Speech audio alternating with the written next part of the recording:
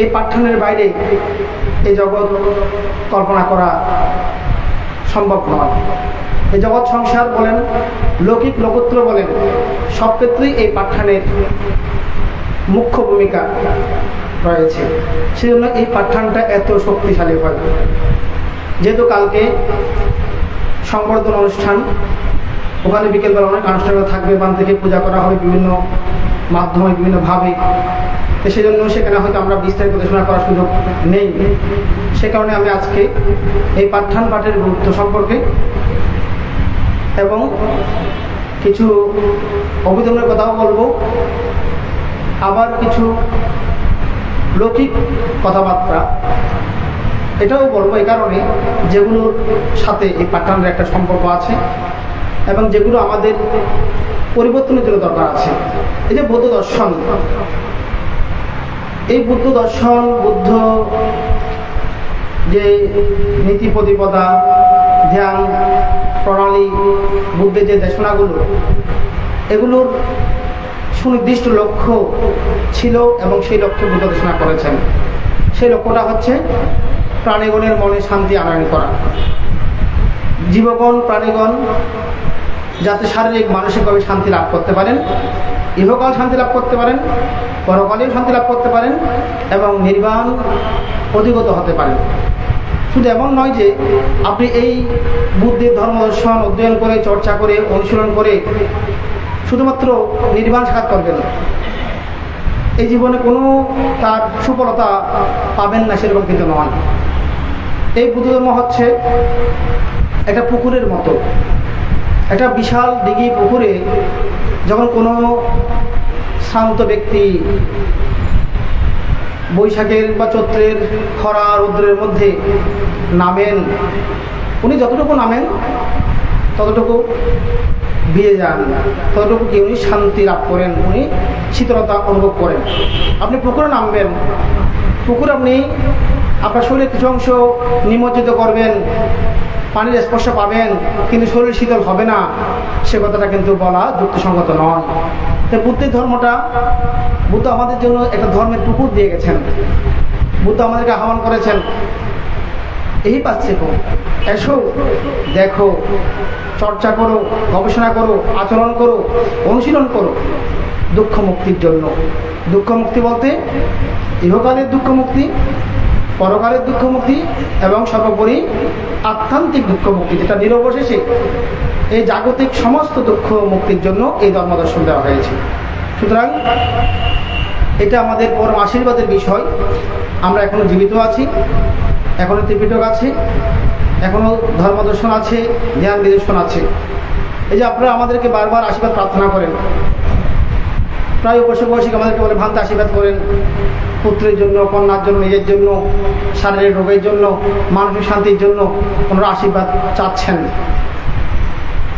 তা আমরা আশীর্বাদ করি, ঠিক আছে, আপনার মঙ্গল হোক, সেটা আমরা মঙ্গল কামনা করি, সেক্ষেত্রে কিছুটা কাজ হয়, কিন্তু পরিপূর্ণ কাজ হবে না। কিছুটা কীভাবে হয়, সেটা হচ্ছে পুণ্যঋদ্ধি, সেটাকে বলা হয়। যারা দীর্ঘদিন মিথ্যা কথা বলেন না, তাদের একটা শক্তি তৈরি হয়। যে অনেকে বলেন আমি বান্তের কাছে এটা চেয়েছি, বান্তে হয়ে যাবে, হয়ে গেছে। অনেকে বলেন বড়মান্তের রেফারেন্স দেন, বা বর্তমানে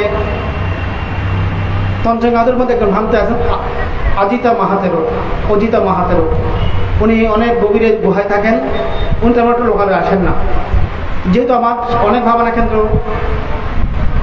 পার্বত্য এলাকায় আছে, আমি ওনার সান্নিধ্যে পেয়েছি, ওখানে গিয়েছি, ওনার দেখা হয়েছে। তো ওনাকে সেই তঞ্চঙ্গা সম্প্রদায় অনেকভাবে পূজা করেন। ওনারা বলেন যে ভান্তে আমরা অনেক কিছু লাভ করেছি, ওনার আশীর্বাদ আমরা পেয়েছি। তো যে বনমন্ত্রের আশীর্বাদ পেয়েছেন বলেন, আমাদের শান্তরকিত মাহাদ্র ভান্তে ওনার আশীর্বাদ অনেকে পেয়েছেন বলেন, আমাদের জ্ঞানেশ্বর ভান্তে, আমাদের সপ্তম সংখ্যা অবতীর্ষ ভান্তে, বংশদ্বীপ ভান্তে, এই যে প্রাচীন যে ভান্তেরা অর্থাৎ যখন ছিলেন, এবং অনেক আমার হয়তো নাম এখন সবার মনে নেই, বা সব আমাদের ধর্মদার ভান্তা থেকে শুরু করে পকালিক ভান্তেরা, বা বর্তমানে আমরা আমাদের যে মহামানব সংগ্রাজ ভান্তে, ওনার কাছে অনেকে প্রার্থনা করেন, অনেকে আশীর্বাদ লাভ করেছেন বলেন। এটা কীভাবে সম্ভব হয়? যখন দীর্ঘদিন কোনো ব্যক্তি মিথ্যা কথা বলেন না, ভেদ কথা বলেন না, সম্প্রলাপ করেন না, কর্কশ বাক্য বলেন না, তখন ওনার একটা বাক শক্তি বা পূর্ণ শক্তি উৎপন্ন হয়, পূর্ণ রীতি উৎপন্ন হয়। যখন কোনো ব্যক্তি দীর্ঘদিন মানুষের মঙ্গল কামনা করেন, অমঙ্গল কামনা করেন না, মনের মধ্যে হিংসা প্রীতি স্থান দেন না, উনি অধিকাংশ সময় সেই কুশল চেতনায় জাগরূক রাখেন, তখন ওনার একটা পূর্ণ রীতি তৈরি হয়। অনেক ঋদ্ধি আছে জ্ঞানের মাধ্যমে, যেটা সমাজ ভাবনা করে ঋদ্ধি, এটা একটা ঋদ্ধি আছে। আবার কিছু ঋদ্ধি আছে যারা মৈত্রীপরায়ণ, ওনাদের কিছু ঋদ্ধি তৈরি হয়। যারা সত্যে অধিষ্ঠিত থাকেন তাদের কিছু ঋদ্ধি তৈরি হয়, সেগুলোকে বলা হয় পুণ্যঋদ্ধি। সেই পুণ্যঋদ্ধির কারণে আপনারা আশীর্বাদগুলো লাভ করে থাকেন। যে আপনারা অনেকে বলেন, ভান্তা আমরা তো আশীর্বাদ চেয়েছি, আমাদের ভান্তারা বলছেন ঠিক আছে আমরা পুণ্যদান করছি, আশীর্বাদ করছি, হয়ে যাবে, আপনি শান্তি পাবেন। দেখলাম যে আমরা মোটামুটি কিছুটা শান্তি পেয়েছি। এটা কীভাবে হলো? যদি কোনো কার্যকরণ না থাকে, এটা হচ্ছে পুণ্যঋদ্ধির একটা বিষয় থাকে। তবে একদম আপনাকে সম্পূর্ণরূপে 100% যদি আপনি সমস্যা থেকে, ঝামেলা থেকে, অন্তরায় থেকে বিমুক্তি চান, তাহলে আপনারও কিছু কাজ করতে হবে। আপনি গুহায় একটা গর্তের মধ্যে পড়ে গেছেন, আপনি ওখানে অস্বস্তিতে আছেন, কষ্টে আছেন, ওখান থেকে উঠতে চাচ্ছেন।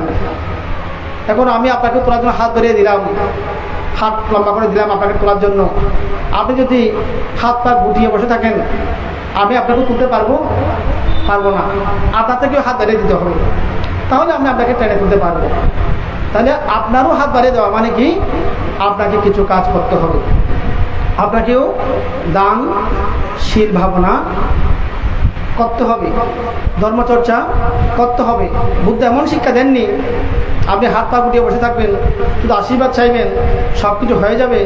সেরকম মতাদর্শের বিশ্বাসী বুদ্ধ ছিলেন না, বা সেরকম কোনো অলিক আশাবাদ আমাদেরকে বুদ্ধ দেননি।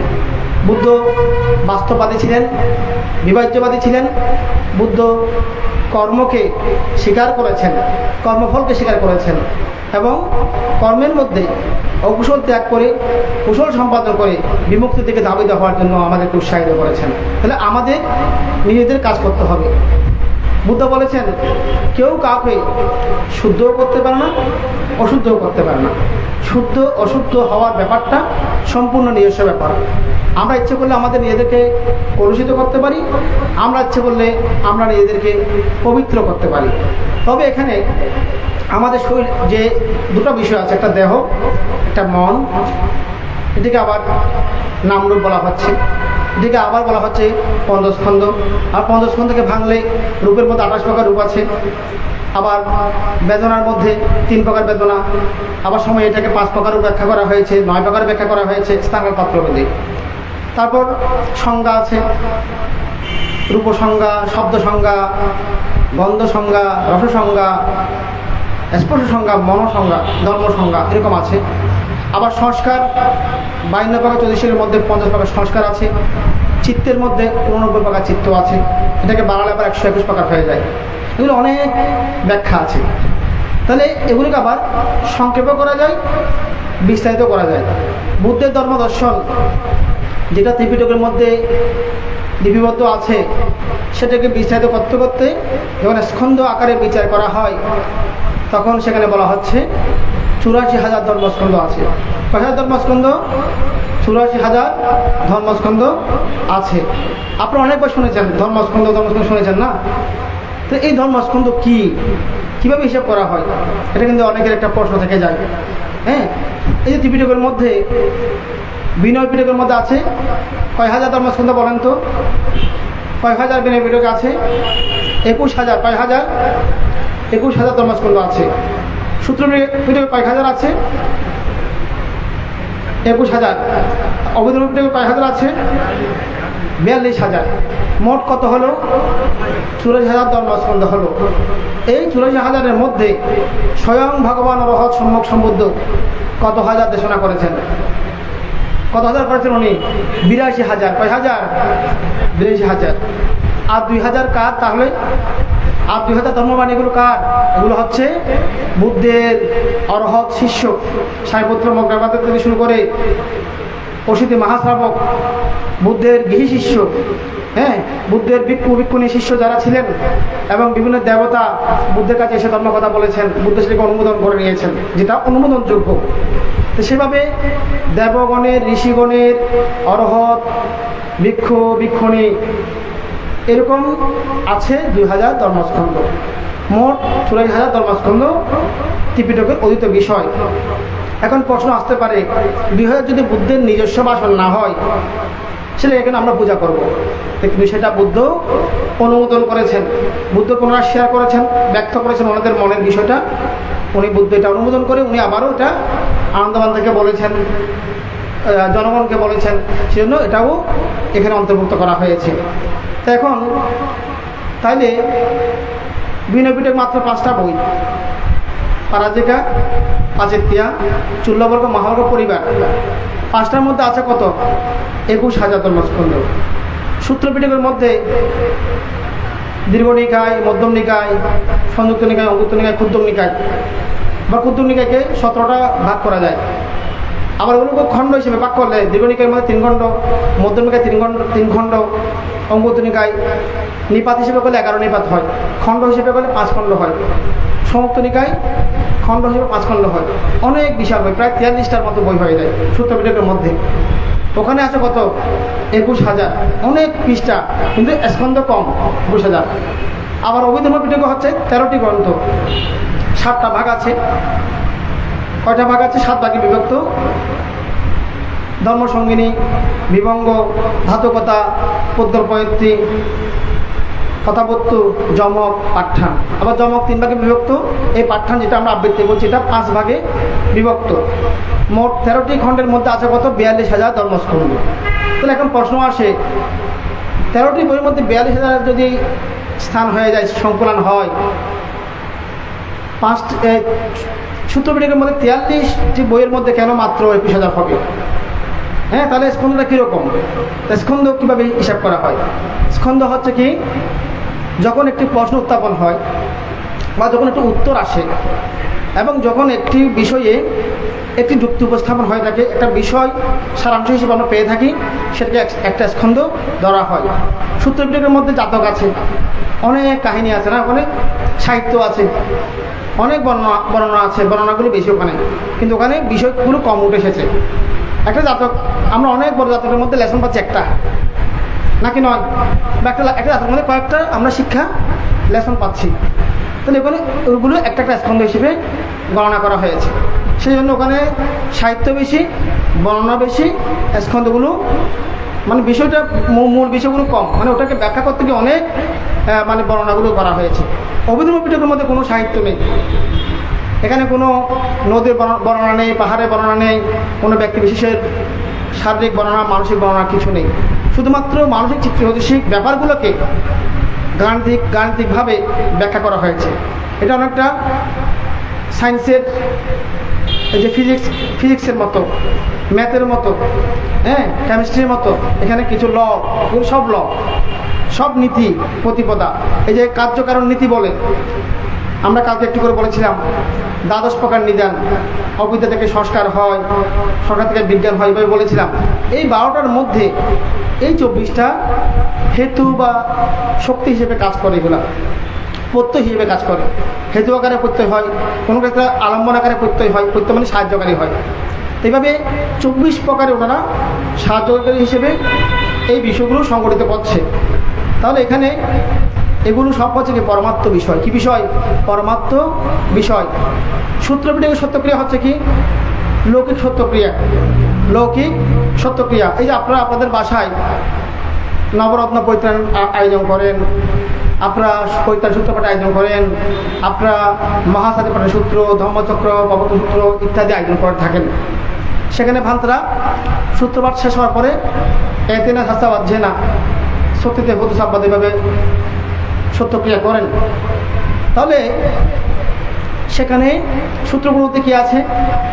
ভগবান বুদ্ধ বলছেন, হে ভিক্ষুগণ, আমি অতীতে সাবস্থিত অবস্থান করছিলাম, হ্যাঁ, আমি এরকম করেছি। এখানে আমি কথাটা কিন্তু আছে, এখানে বিভিন্ন ব্যক্তির কথা আছে, এখানে সত্য প্রাণীদের কথা আছে, লৌকিক বিষয়গুলো এখানে আছে। সেই লৌকিক বিষয়গুলোকে সত্যক্রিয়া করে সূত্রপাঠগুলো করা হয়ে থাকে।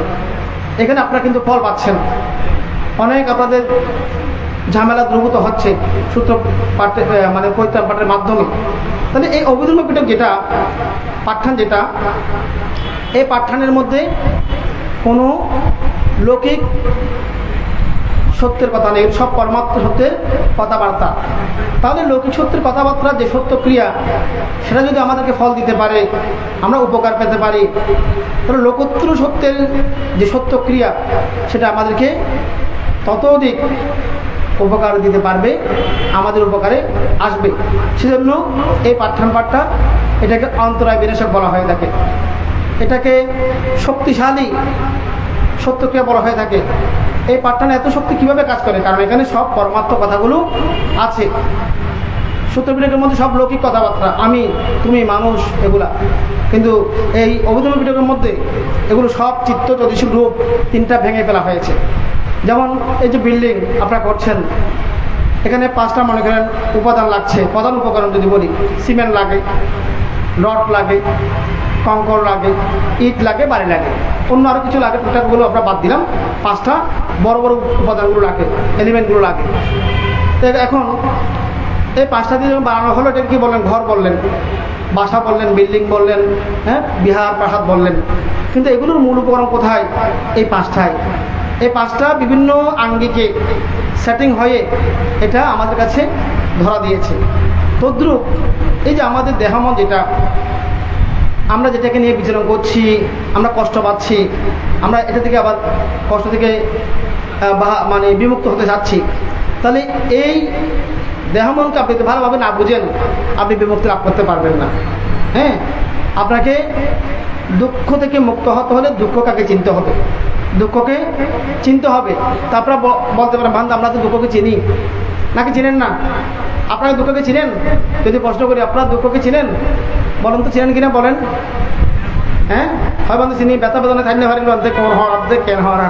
হ্যাঁ, কষ্ট কষ্ট যন্ত্রণা, আমরা দুঃখকে চিনি। আসলে দুঃখের অনেক ক্যাটাগরি আছে।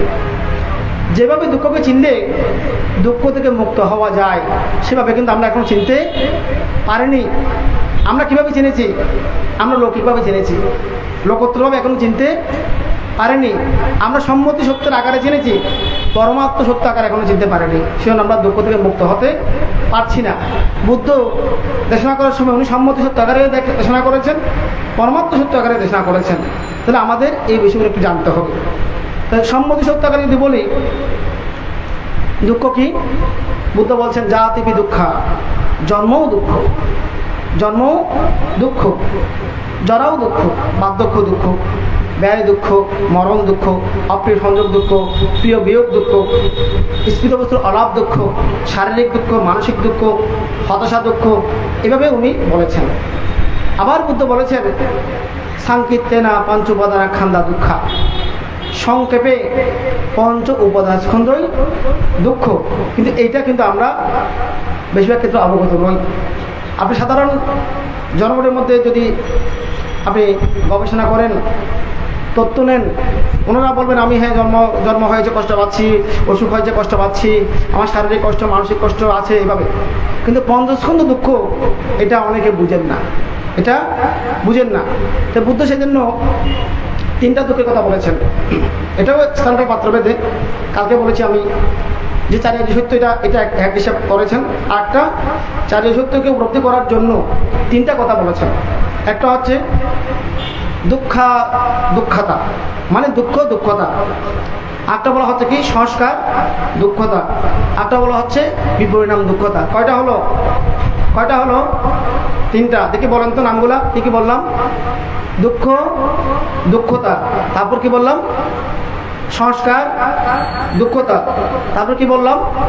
বিপরিণাম দুঃখতা। 3 ক্যাটাগরির দুঃখ উনি ব্যাখ্যা করেছেন ভগবান বুদ্ধ। প্রথম হচ্ছে কি দুঃখ দুঃখতা। এটা অর্থ দুঃখের উপর দুঃখ, দুঃখ তো বুঝলেন, আবার দুঃখতা। হ্যাঁ, দুঃখের উপরে আরও দুঃখের অবস্থা, এটাকে বলা হয় দুঃখ দুঃখতা। এটা কিরকম? এই যে আমরা দেহমনের প্রবাহ নিয়ে আছি, পঞ্চস্কন্ধ নামরূপ প্রবাহে আছি। এখন এখানে এই দেহ মনের আশ্রয় আমার কি হচ্ছে, এই দেহ মনের আশ্রয় কি হচ্ছে, জ্বর হচ্ছে না, ব্যাধি হচ্ছে না। হ্যাঁ, আমাদের জ্বর হয়, ব্যাধি হয়, আমাদের বাত ব্যথা হয়, আমাদের নানা রকম শারীরিক কষ্ট হচ্ছে না, হচ্ছে। এগুলো হচ্ছে দুঃখতা। আপনি যে মনে করেন হাঁটার সময় হুজুট খেয়ে পড়ে গেলেন, ফসকা পড়ে গেল, হাড় ভেঙে গেল, মাংস পিছিয়ে ব্যথা পেলেন, এগুলো হচ্ছে দুঃখতা। এটা কিন্তু আপনারা উপলব্ধি করেন। হ্যাঁ, আপনার তো সবসময় এটা কিন্তু হচ্ছে। একটা হচ্ছে কি বিপরিণাম দুঃখতা, ওটাকে বলে ফেলি। ওটা হচ্ছে বিপরিণাম দুঃখতা, মানে অনিত্যতা কারণে যে দুঃখতা। যেমন আমরা যখন বয়স হয়ে যায়, আমাদের চুল পেকে যায়, দাঁত পড়ে যায়, আমাদের চামড়ার মধ্যে কি হয়, বলিরেখা পড়ে যায়, বলিরেখা। হ্যাঁ, আমাদের সোজা দেহটা কুজু হয়ে যায়, আমাদের শক্তি সামর্থ্য সেটা দুর্বল হয়ে যায়, এবং আমাদের যে ইন্দ্রিয়গুলো আছে এগুলো প্রত্যেকটাই কিন্তু বিদ্ধ হয়ে যায়। একজন মানুষ বিদ্ধ হলে চক্ষু বিদ্ধ হয়ে যায়, কানও বিদ্ধ হয়ে যায়, সব কিছু বিদ্ধ হয়ে যায়। এই যে বিপরিণাম ভাব, অনিত্য ভাব আমার দেহের, এটাকে বলা হচ্ছে বিপরিণাম দুঃখতা। এটা দিয়ে আপনি নির্বাণ লাভ করতে পারবেন না, এটা দিয়ে আপনি সংবেগ লাভ করতে পারবেন। আবেগ আসবে, ধর্মীয় আবেগ আসবে, আপনার স্পিড সৃষ্টি হবে, গতি সৃষ্টি হবে। আমাদের সিদ্ধার্থ গৌতম, উনি যখন বুদ্ধ হন নাই, উনি চারি নিমিত্ত দেখেছিলেন, ওগুলো দেখে ওনার কী হয়েছে, স্পিড এসেছে ধ্যান করার জন্য, বিমুক্তির জন্য ওনার একটা আবেগ তৈরি হয়েছে, ধর্ম আবেগ। সেটাকে কাজে লাগিয়ে উনি ধ্যান সাধনায় গিয়েছেন, কিন্তু ওই আবেগটা কিন্তু ওনার ধ্যান ছিল না। উনি ওটার মাধ্যমে ত্যাগ করতে পেরেছিলেন। ত্যাগ করার পরে উনি কিন্তু ফিল্ডে গিয়ে ধ্যান করেছেন। ধ্যান কীভাবে করেছেন? উনি সংস্কার দুঃখতা নিয়ে ধ্যান করেছেন। কোন দুঃখতা নিয়ে? সংস্কার দুঃখতা। তাহলে আপনাদের মধ্যে দুঃখতা আছে না নাই? দুঃখতা প্রথমটা আছে না নাই? আছে। কী বলেন তো একটু, কী বললাম? উদাহরণ কী দিলাম? প্রথমটার উদাহরণ জ্বর, ব্যথা, হ্যাঁ, কাশি, সর্দি, এরকম আর কি, করোনা ভাইরাস, ওগুলো আর কি। দুঃখতা আমাদের সমাজে আছে না? আপনার যখন দুঃখতা আসে, আপনি আবেগপ্রবণ হয়ে পড়েন, কান্না করেন, আপনি হয়তো আমি ধ্যান করব, অনেক কষ্ট পাচ্ছি, এরকম চেতনা উৎপন্ন করেন, কিন্তু ধ্যানটা কিন্তু উপযোগী হয় না। ধ্যানের একটা সিদ্ধান্ত আসে দুঃখতা নিয়ে। তারপর যেটা বিপরিণাম দুঃখতা, যখন আমরা বয়স্ক হয়ে পড়ি, আমাদের একটা সংবেগ আসে, আমি তো বুড়ো হয়ে যাচ্ছি, চুল পেকে যাচ্ছে, আমাকে ধর্ম করতে হবে, গয়া এখনও যায়নি, গয়া যেতে হবে, ধ্যান কোর্স করিনি, ধ্যান কোর্স করতে হবে। এভাবে আমরা কিছু সিদ্ধান্ত নিই, তাও কিন্তু ওটা কিন্তু বিমুক্তির ধ্যান না। ওটা একটু কি সংবেগ আসে, আপনি সিদ্ধান্ত নিতে পারেন কিছু করার জন্য, একটা আপনার গতিবেগ সৃষ্টি হয়, তাহলে ওটাকে বলা হচ্ছে বিপরিণাম দুঃখতা। তাহলে আপনাদের মধ্যে কি আছে? বিপরিণাম দুঃখতা আছে, মানে বার্ধক্য দুঃখটা। আর একটা হচ্ছে কি দুঃখতা, এটা আছে আপনাদের প্রতিনিয়ত আছে। ক্ষুধা দুঃখটা আছে, ক্ষুধা দুঃখ পাচ্ছেন। যে যদি কেউ বলে আমার কোনো দুঃখ নেই, ক্ষুধা দুঃখ কিন্তু আছে, নাকি নেই? ক্ষুধা দুঃখ আছে। কোনো ব্যক্তি বলতে পারে আমার কোনো দুঃখ নেই, আমার অসুখ হয় না, কিন্তু বুদ্ধ বলেছেন জিগুচ্ছা পারমারোগা, ক্ষুধাই পরম রোগ। বুদ্ধের দৃষ্টিতে সবচেয়ে বড় রোগ কি? ক্ষুধা রোগ হচ্ছে সবচেয়ে বড় রোগ। বুদ্ধ অন্য রোগকে কিন্তু বড় রোগ বলেন নাই, কারণ ক্ষুধা রোগের কোনো মেডিসিন আছে? ক্ষুধা রোগের কোনো মেডিসিন এখনো আবিষ্কার হয়নি। হ্যাঁ, খাচ্ছেন, কিছুক্ষণ পর আবার খেতে হচ্ছে, স্থায়ী সমাধান নেই। সেজন্য বুদ্ধ বলেছেন জিগুচ্ছা পারমারোগা, ক্ষুধাই পরম রোগ, শ্রেষ্ঠ রোগ হচ্ছে ক্ষুধা, বড় রোগ হচ্ছে ক্ষুধা। তাহলে আমরা সবাই কিন্তু সেই হিসেবে রুগী, ক্ষুধা রুগী, অন্য রোগ তো আছে। তাহলে এই যে দুঃখতা একটাকে বিপরীত দুঃখ, দুটা গেল। এগুলো আমাদেরকে কি আবেগ আসবে, আমাদের ধ্যান করার জন্য, বিমুক্ত হওয়ার জন্য আমাদের একটা সংবেগ আসবে। কিন্তু আমরা ধ্যান করতে হলে আমাদের কোনটা জানতে হবে? সংস্কার দুঃখতা সম্পর্কে জানতে হবে। সংস্কার দুঃখটা কাকে বলা হচ্ছে? কালকে যে বললাম মরণের কথা বলেছিলাম না, কালকে মরণ কয় প্রকার বলেছিলাম? মরণ কয় প্রকার মনে আছে? দেখি বলুন তো, কয় প্রকার? 3 প্রকার। কয় প্রকার বলেছিলাম? কি? প্রথমটা হচ্ছে সম্মতি মরণ। প্রথমটা কি? সম্মতি মরণ। তারপরটা কি? ক্ষণিক মরণ। আরেকটা হচ্ছে কি? সমুচ্ছেদ মরণ। সম্মতি মরণ মানে আমরা যেটা মৃত্যুবরণ করি, এটা আমরা কেউ চাই না, তারপরে মরতে হয়। সুতরাং আমরা এই সম্মতি মরণ থেকে রেহাই পেতে চাইলে আমাদের কি লাগবে? সমুচ্ছেদ মরণ লাগবে। মানে অন্তরের ক্লেশকে, মনের ময়লাকে ধ্যানের মাধ্যমে এগুলো সব ক্ষয় করতে হবে। আর ওটা করতে হলে আমাদের কাকে চিনতে হবে? ক্ষণিক মরণকে চিনতে হবে।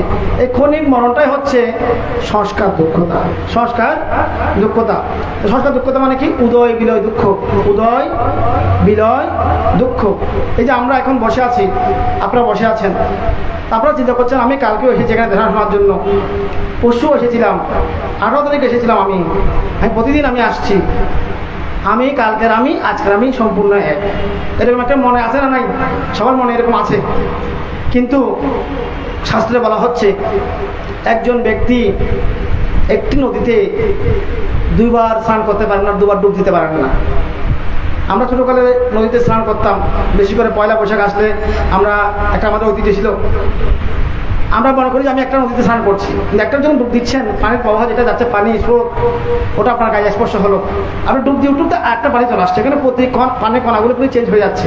তো সেই জন্য একটা নদী এটা পারমাত্মিকভাবে সত্য নয়, এটা প্রবাহমান একটা জলধারা, প্রবাহমান জলধারা। তাহলে একটা নদীতে যেমন 2 বার স্নান করা সম্ভব নয়, তদ্রুপ বলা হচ্ছে এই যে আমরা মনে করি আমরা এক, এরকম একটা আমাদের সংজ্ঞা আছে, আমি এক, আমি একজন, হ্যাঁ, আমি কালকের আমি আজকের আমি একই ব্যক্তি, এরকম কিছু ধারণা নিয়ে আমরা আপনারা বসে আছি। এটাকে বলা হয় আত্মাবাদ, আত্মা ধারণা। আমি এখান থেকে আমিত্বগুলো সৃষ্টি হয়, ইগুটা আসে, অহংটা আসে। আর অহং আসলে অহংটা কি হয়? কার একটা যোগ করে দেয়, অহংকার সাথে একটা কি কার একটা যোগ হয়ে যাবে, অহংকার হয়ে যাবে। হ্যাঁ, আমাদের সবার কম বেশি অহংকার আছে নাকি নাই? আছে। মান আছে না নাকি নাই? সবার কম বেশি মান আছে, হ্যাঁ, কম আর বেশি। তাহলে এগুলো কোত্থেকে আসে? ইগো বা অহং থেকে আসে।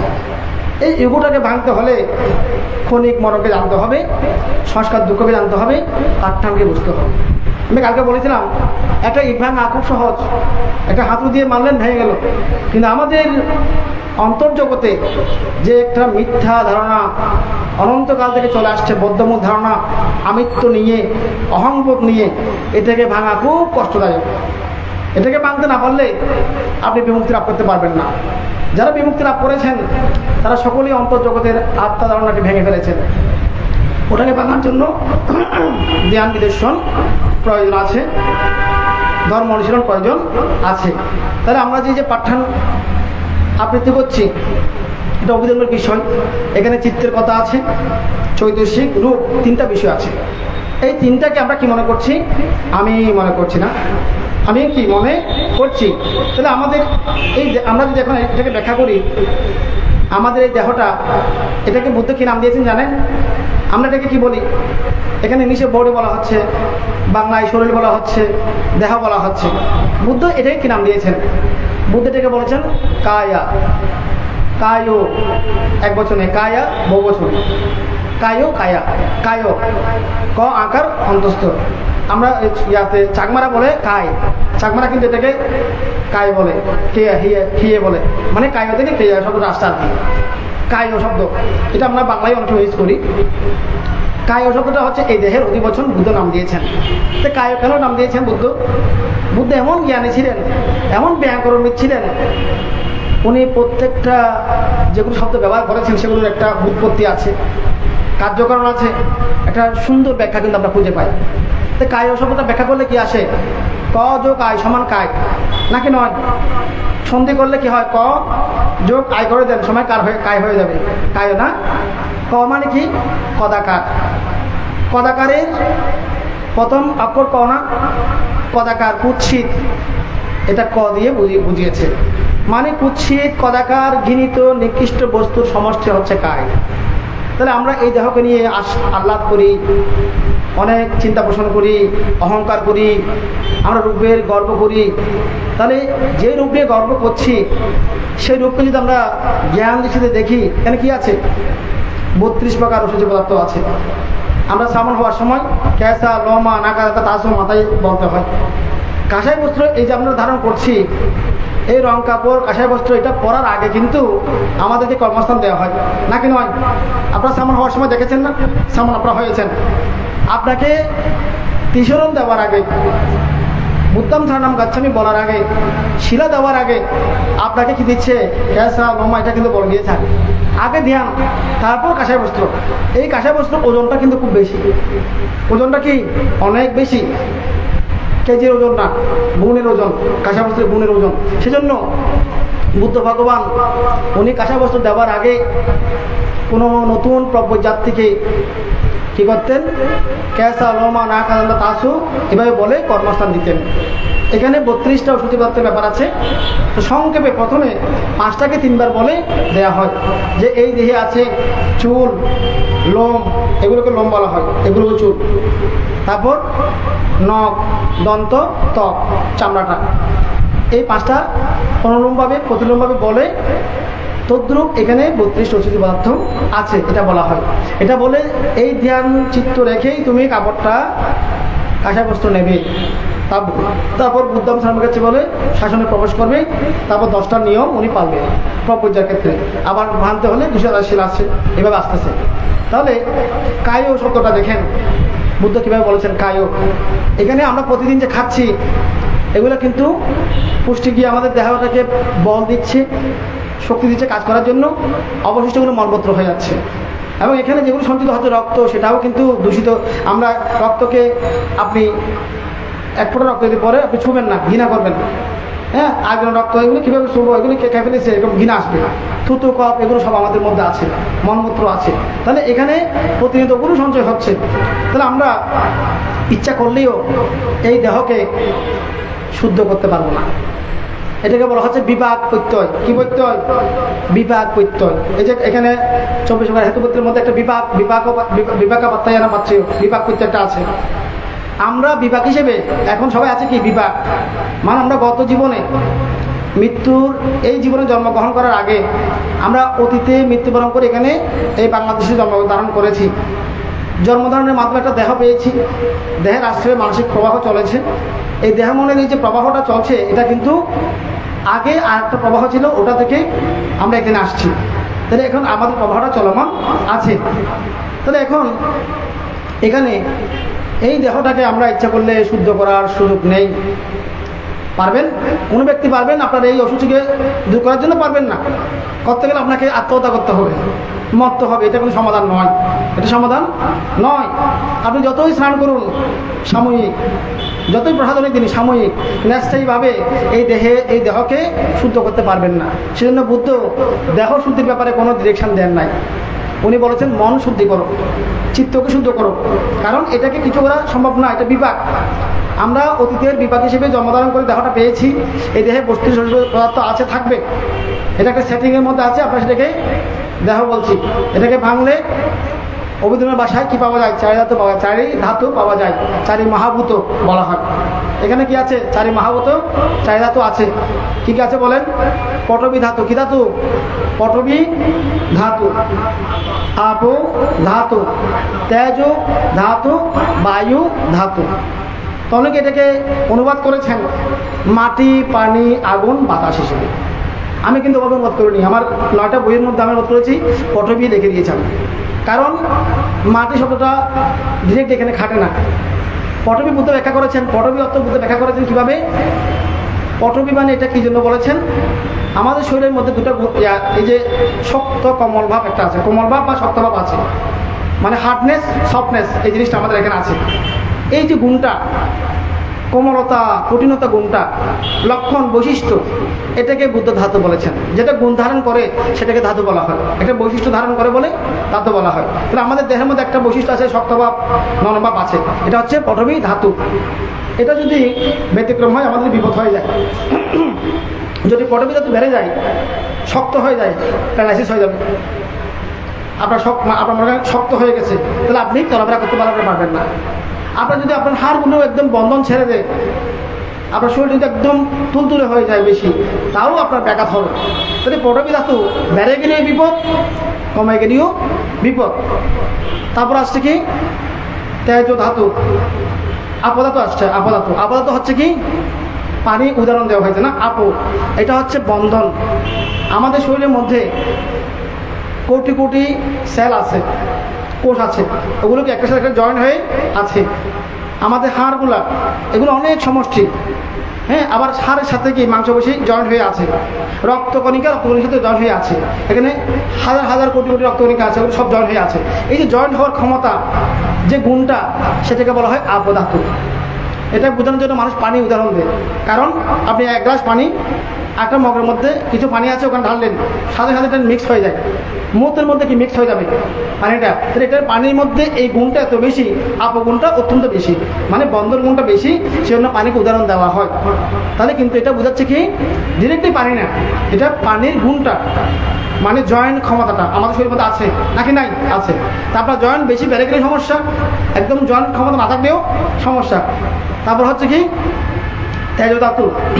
তেজধাতু হচ্ছে কি অনেকে বলে আগুন, আগুন উদাহরণ দিয়ে থাকেন তেজধাতুকে, এটা আমি একমত না।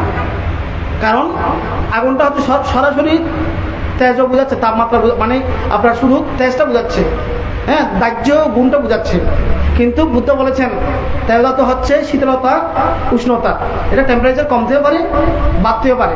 আপনি শুধু হিট বা হটকে বোঝালে হবে না, এটা কিন্তু শীতলও হতে পারে। তাহলে আমাদের যে টেম্পারেচার আছে 98°F আমাদের সুস্থ মানুষের টেম্পারেচার, তো ওটা বেড়ে গেলেই বিপদ, কমে গেলেই বিপদ। বেড়ে গেলে বলেছে জ্বর উঠছে, হ্যাঁ, মারা যাবে, রোগটা চিন্তায় পড়ে যায়। আবার যদি টেম্পারেচার কমে যায় তাও কিন্তু ওনাকে বাঁচানো যাবে না। তাহলে সেক্ষেত্রে এটা আমাদের স্থির রাখার জন্য চেষ্টা করতে হয়। তারপর আসছে কি বায়ু ধাতু। বায়ু ধাতু কাকে বলে?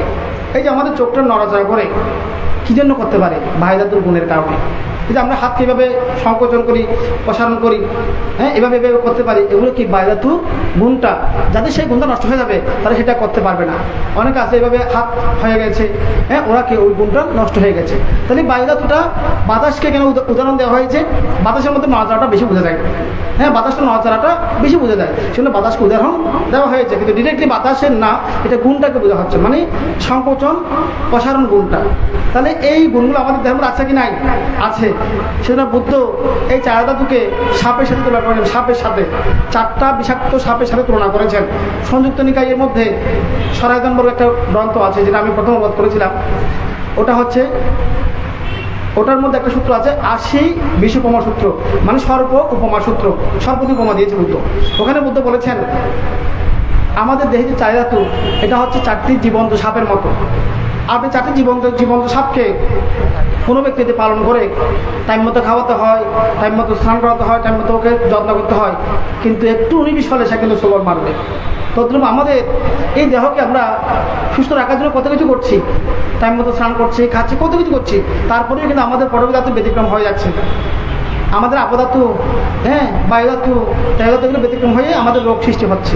তাহলে এই চার ধাতু এগুলো কিন্তু আমাদের মধ্যে আছে, এবং এই চার ধাতু থেকে আরও 24টা উৎপন্ন হয়ে মোট 28টা নিয়ে আমাদের এই রূপটা, হ্যাঁ। তাহলে এই কায়কে নিয়ে আমরা যে অহংকার করি, ভং উৎপন্ন করি, ইগো সৃষ্টি করছি, এই দেহের মধ্যে আসলে আত্মা বলতে কিছু নেই। কিছু অসুচি পদার্থ আছে, কিছু গুণ আছে, লক্ষণ আছে, এগুলো তাও কি, এগুলো আপেক্ষিক, বিভিন্ন ক্লাইমেটের সাথে, বিভিন্ন ঋতুর সাথে, বিভিন্ন বস্তুর সাথে এগুলো আপেক্ষিক একটা বিষয়, হ্যাঁ, এটা বিভিন্ন চলমান প্রক্রিয়ার মধ্যে আছে। তাহলে এটার আশ্রয় কি আছে? মানসিক একটা বিষয় আছে, মানসিক বিষয়। তাহলে আমরা সবাই এখানে যারা আছি, আমরা আছি কি বিপাক হিসেবে, কি হিসেবে? বিপাক হিসেবে আছি। কি হিসেবে আছি?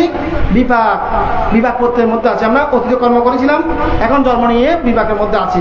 এই দেহকে শুদ্ধ করার কোনো চেষ্টা করে লাভ নেই, তবে আমাদের স্নান করতে হবে। তাই বলে আমরা স্নান ত্যাগ করবো সেটা না।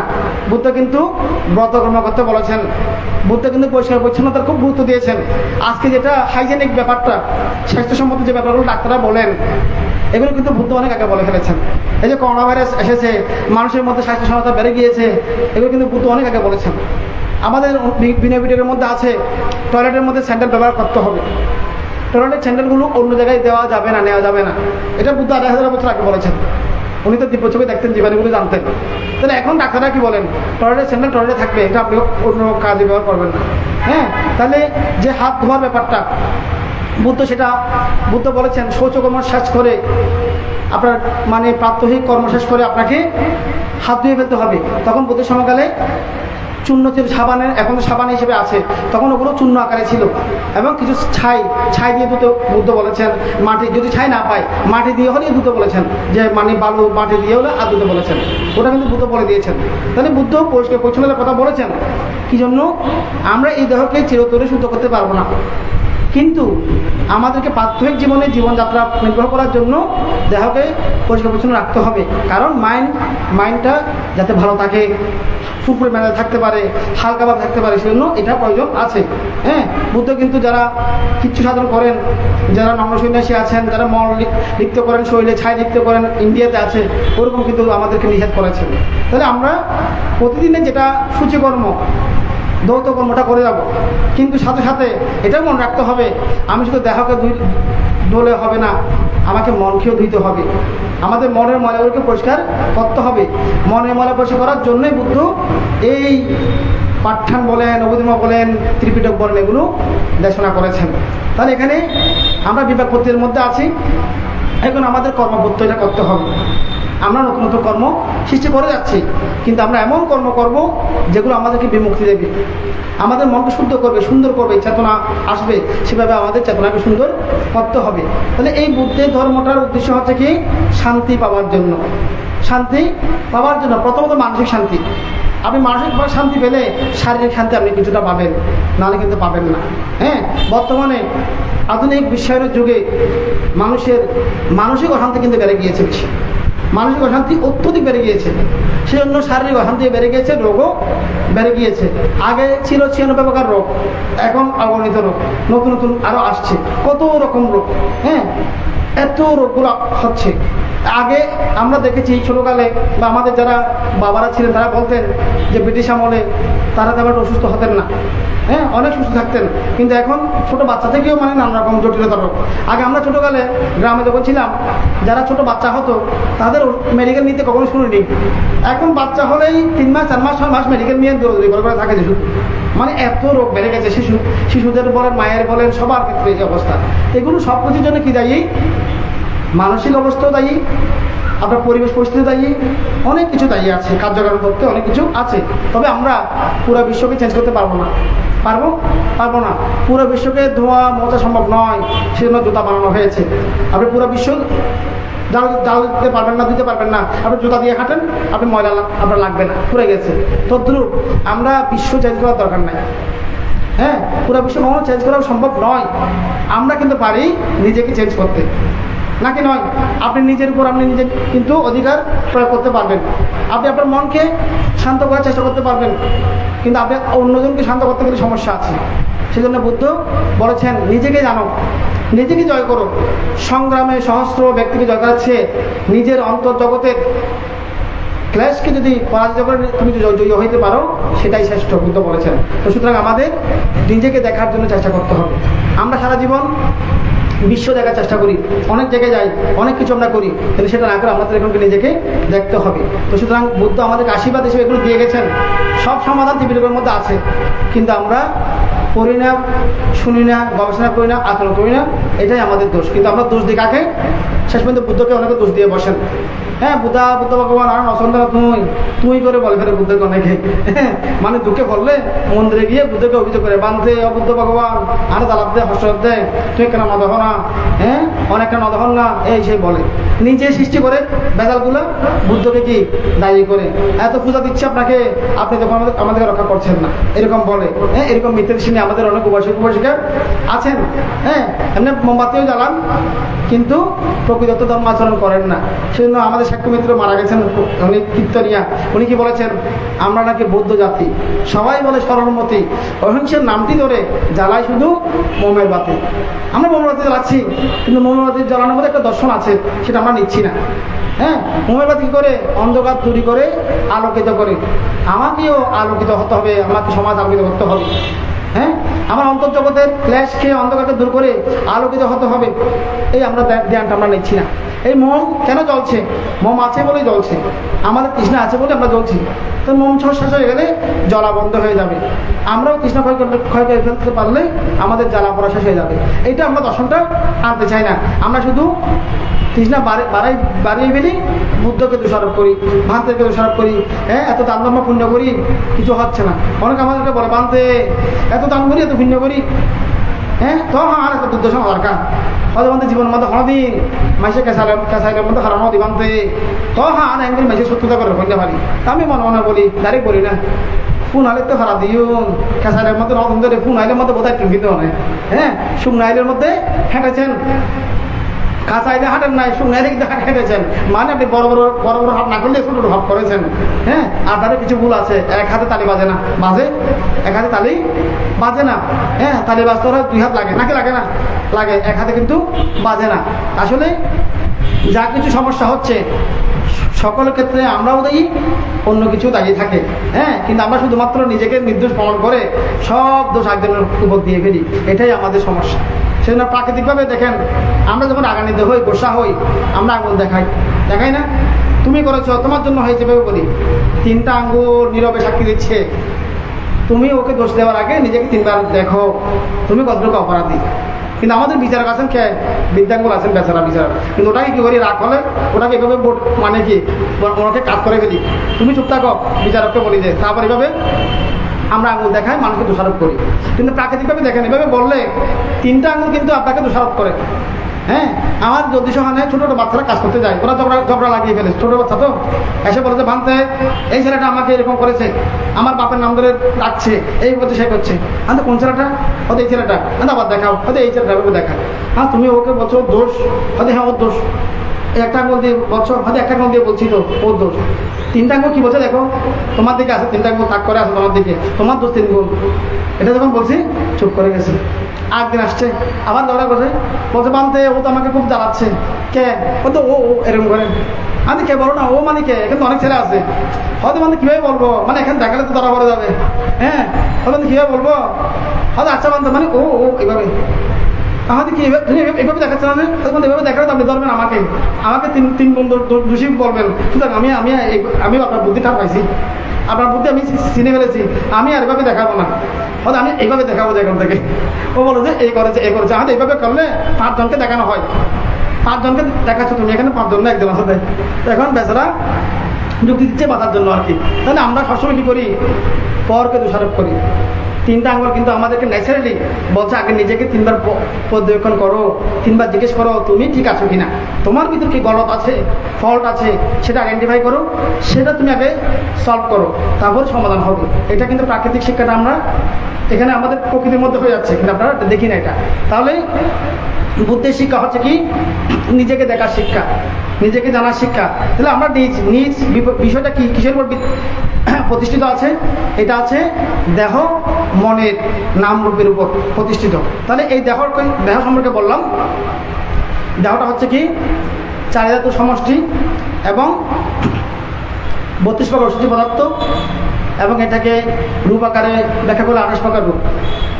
আর এটার আশ্রয় যেটা নাম ধর্ম আছে মানসিক, সেখানে আছে কি বেদনা, সংজ্ঞা, সংস্কার, বিজ্ঞান, 4টা স্কন্ধ আছে, 4টা মিলে নামস্কন্ধ আর ওটা রূপস্কন্ধ, 2টা মিলে কি নামরূপ।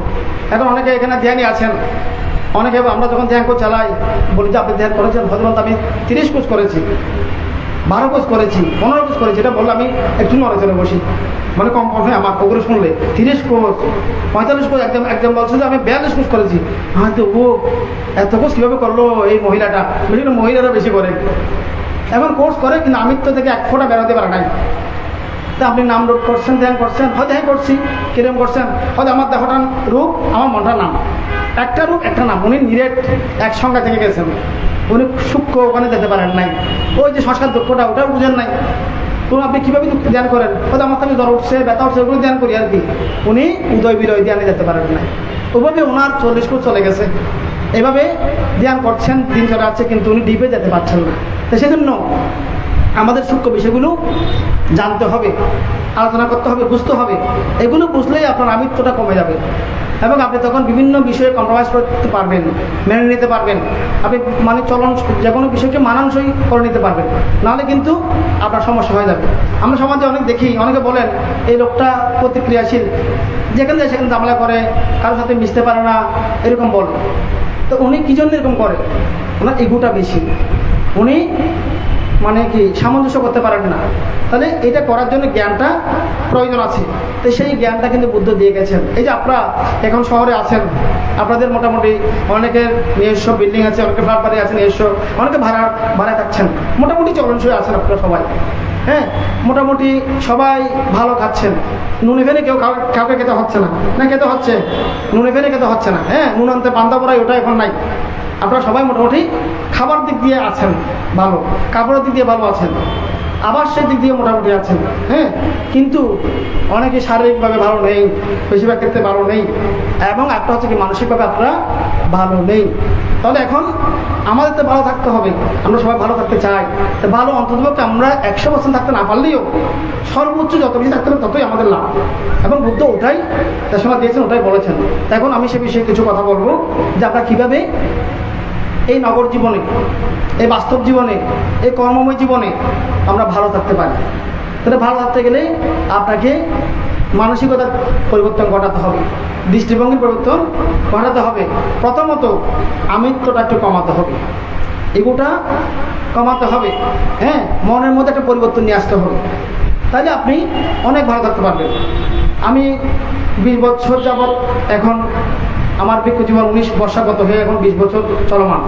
তাই 20 বছরের মধ্যে আমি যেটা গবেষণা করলাম, বিশেষ করে যেহেতু আমার পর্যায়ের প্রথম থেকে এখন পর্যন্ত আমি সহানে এবং জঙ্গলে অবস্থান করে আসছি, বিভিন্ন ত্রিপিটক গবেষণা নিয়ে, ধ্যান নিয়ে চেষ্টা করে যাচ্ছি যতদূর পারি।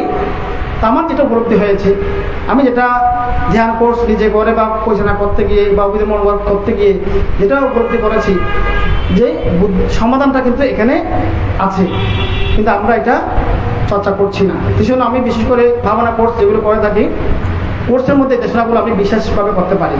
তো এখানে দেশনাটা হচ্ছে ঘন্টা ডাইরেক্ট, এখানে টাইমটা লিমিট আছে। তো এখানে কিন্তু আমি কিন্তু যে ভাবনা কোর্স করি, সেই কোর্সগুলো অন্য গুরুদের মতো না। আমি বেশিক্ষণ বসাই না ধ্যানে। আমার টার্গেট থাকে কি জানেন, আমার যেটা বর্তমান উপলব্ধি, যেটা আমার ধারণা, বর্তমান যুগের প্রেক্ষিতে কোনো ব্যক্তি 10 দিন বিধি সম্ভাবনা করে অর্হত হতে পারবেন, সেটা একদম সম্ভাবনা খুব কম, নেই বললে চলে। সুতরাং আমি এই উদ্দেশ্য নিয়ে কাউকে ধ্যান করে না যে একজন ব্যক্তি আমার কাছে আসবে 10 দিন অর্হত হয়ে যাবে, আমি বিশ্বাস করি না। আমার উদ্দেশ্য থাকে কি, উনি আসছেন 10 দিন ধ্যান করে 8 দিন ধ্যান করে চলে যাবেন, ওনার নির্বাণে বিষটা উপকৃত হবে, ওনার দৃষ্টিভঙ্গি চেঞ্জ হয়ে যাবে, ওনার শারীরিক, ওনার মানসিক যেগুলো সমস্যা আছে এগুলো থেকে উনি মোটামুটি হালকা হয়ে যাবে, এবং ওনার যে ফিজিক্যাল সমস্যাগুলো আছে উনি ওগুলোকে মেনে নিতে শিখবেন, পেনগুলোকে কিছুটা সহ্য করতে শিখবেন। হ্যাঁ, এবং সেই পেন থেকে কীভাবে উনি কিছুটা জ্ঞান উৎপন্ন করবেন, সেটা আমার টার্গেট থাকে। তো সেই জন্য আমরা দেশনা করি 3বার, 2বার 3বার আমরা দেশনা করে থাকি। আমরা মানে দেশনাটা বেশি করি, তো সেখানে আমাদের দেশনা থাকে ধ্যান বিষয়ক দেশনা, একটা হচ্ছে উপদেশমূলক দেশনা। আমি দিনের মধ্যে 2বার যেটা দেশনা করি, সেটা হোয়াইট বোর্ড মার্কার পেন থাকে, সেখানে কিছু ডায়াগ্রাম আঁকতে হয় বিভিন্ন কিছু, এবং বিভিন্ন আমাদের ফেস্টুনের মধ্যে আমরা বিশ্ব চার্ট, অভিধর্মের চার্টগুলো, ধ্যানের চার্টগুলো ছাপিয়েছি, ওখান থেকে আমরা ওগুলো মানে আলোচনা করি। মানে ধ্যান বিষয়ক ব্যাপারটা শুধু অভিধর্মের ব্যাপার থাকবে, সাথে পাঠানের সূত্রের ব্যাখ্যা থাকবে ওখানে, আর আমাদের চিত্তজ্যোতিষিক নামরূপের ব্যাপারগুলো আমরা শুধু আলোচনা করবো। আরেকটা হচ্ছে রাত্রে যেটা দেশনা করি ঘুমানোর আগে, সেটা হচ্ছে ধ্যানের প্রতি আগ্রহ বাড়ানোর জন্য, দেশনা শোনার প্রতি আগ্রহ বাড়ানোর জন্য আমরা কিছু উপদেশমূলক দেশনা করি। ওখানে ধ্যানের কিছু কথা থাকে, এবং বিভিন্ন জাতক থেকে, বুদ্ধের কাহিনী থেকে, অরহতবাদের জীবনী থেকে কিছু বিষয় আমরা, বা বর্তমান যুগ প্রেক্ষিতে কিছু বিষয় আমরা এনে উপমা দিয়ে মানুষকে উদ্বুদ্ধ করার চেষ্টা করি। সেখানে 10 দিনের মধ্যে আমরা 3 ঘন্টা করে বলে 30 ঘন্টা দেশনা হয়। আমি হিসেব করি যে অনেক সময় আমরা 30 ঘন্টা পর্যন্ত হয়ে যায় দেশনা, হ্যাঁ, 10 দিনের মধ্যে। কিন্তু যখন আমরা কোনো একক দেশনায় যাই, সেখানে আমরা 1 ঘন্টার সময় পাচ্ছি, বা সংবাদনে গেলে তো আরও কম, 20 মিনিট, 15 মিনিট, 10 মিনিট এরকম। সেজন্য আমি সংবাদনে অ্যাটেন্ড কম করি। আমাকে অনেকে বলেন, বার্তা আপনি সংবাদনে কেন যান না, সংবাদনে আপনি অ্যাটেন্ড করেন না কেন, বান্ধবদের সাথে বসেন না কেন, অনেকে প্রশ্ন করেন, অনেকে মনে থাকতে পারে।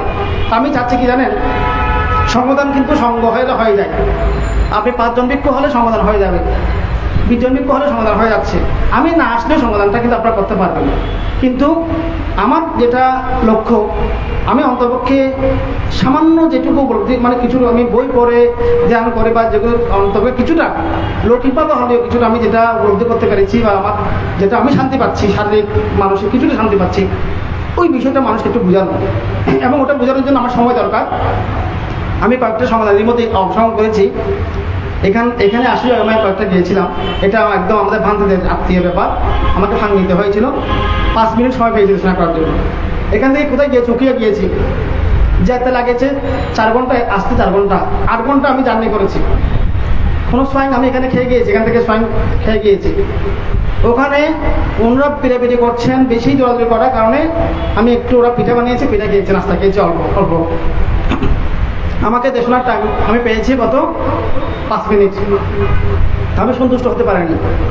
আমি খাওয়ার জন্য কিন্তু ওখানে যাই নাই, আমার ছিল আমি কিছু বলবো, কিন্তু সুযোগটা পাইনি। আমি অনেক ভান্তে বুঝতে হয়েছেন, শত শত ভান্তে। এখন অনেক বড় ভান্তরা আছেন, ওনারা বলবেন। সুতরাং আমাকে যখন মাইক্রোফোনের নাম ঘোষণা করা হচ্ছে, বলে দেওয়া হচ্ছে বানতে আপনার সময় এতক্ষণ, বা আপনি সংক্ষেপে বলবেন।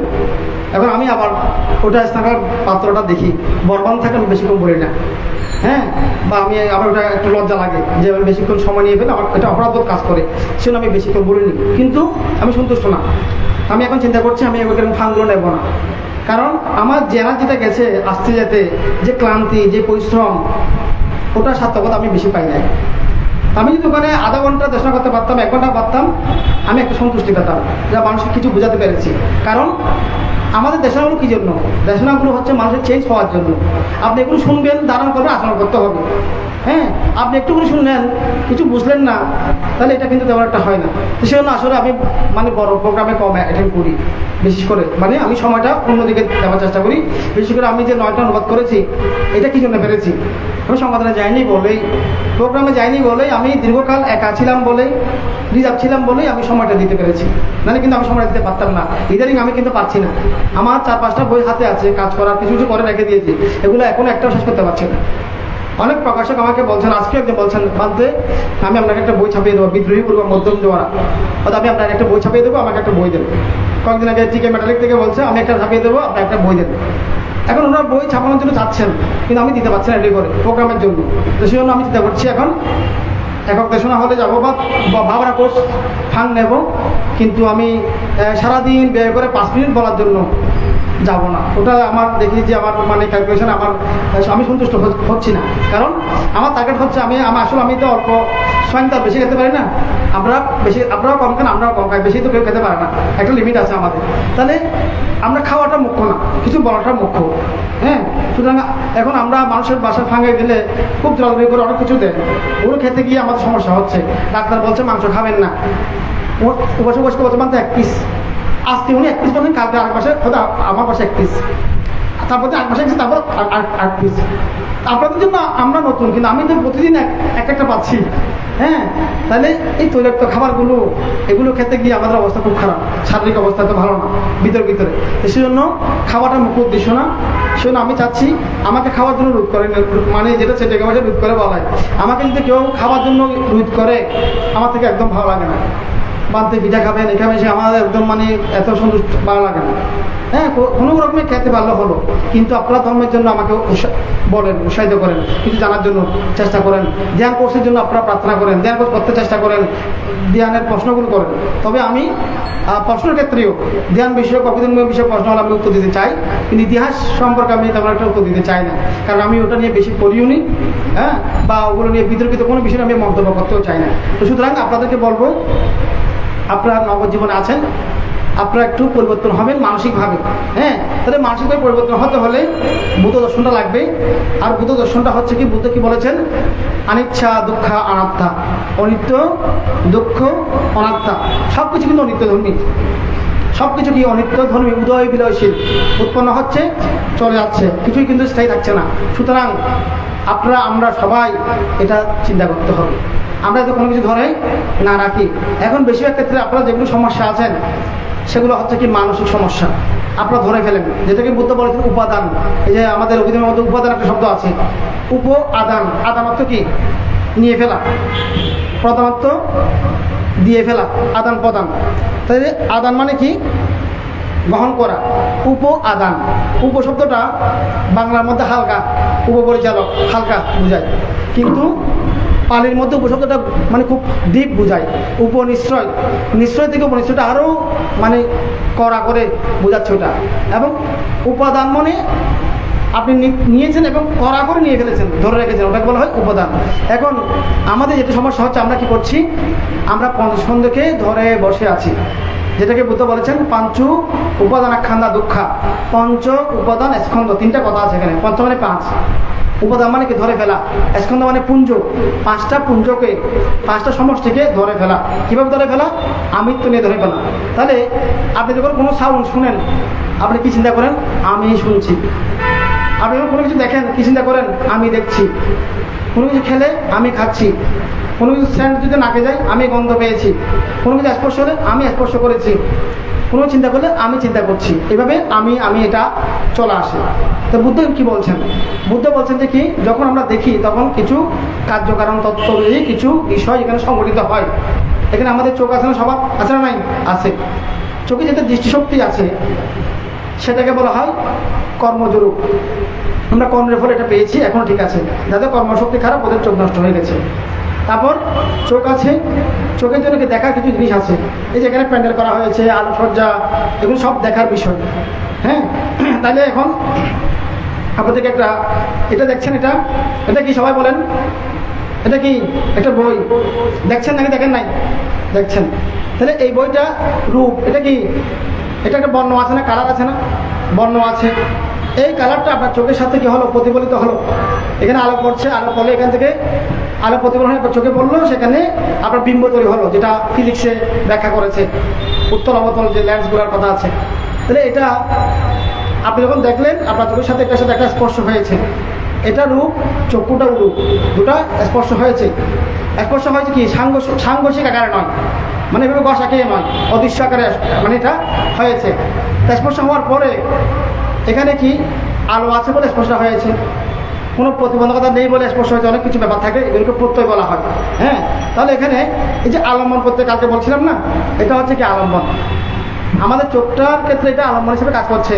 তো এখানে শুধু আলম্বনটা আছে, আরও অনেক কিছু ব্যাপার থাকে। আলোটাকে কোনো বাধ্য মানে প্রতিবন্ধকতা নেই, ওগুলো সব কিছু আছে। এটা যখন টাচিং হলো, আপনার এখন কি উৎপন্ন হয়েছে? এটা এই বই দেখে একটা বেদনা আসছে না? অনুভূতি কি আসছে? অনুভূতি আসছে, সুখ, দুঃখ, উপেক্ষা, নাকি নয়? এটাকে দেখে আপনার কি উৎপন্ন হবে? হয় সুখ লাগবে, নতুবা দুঃখ লাগবে, নতুবা কি উপেক্ষা লাগবে। যদি কোনো হিংসাপরায়ণ ব্যক্তি হয়ে থাকেন, যিনি ধর্মকে শ্রদ্ধা করেন না, উনি এই ধর্ম বই দেখলে ওনার থেকে কি আসবে? দুঃখ বেদনা আসবে।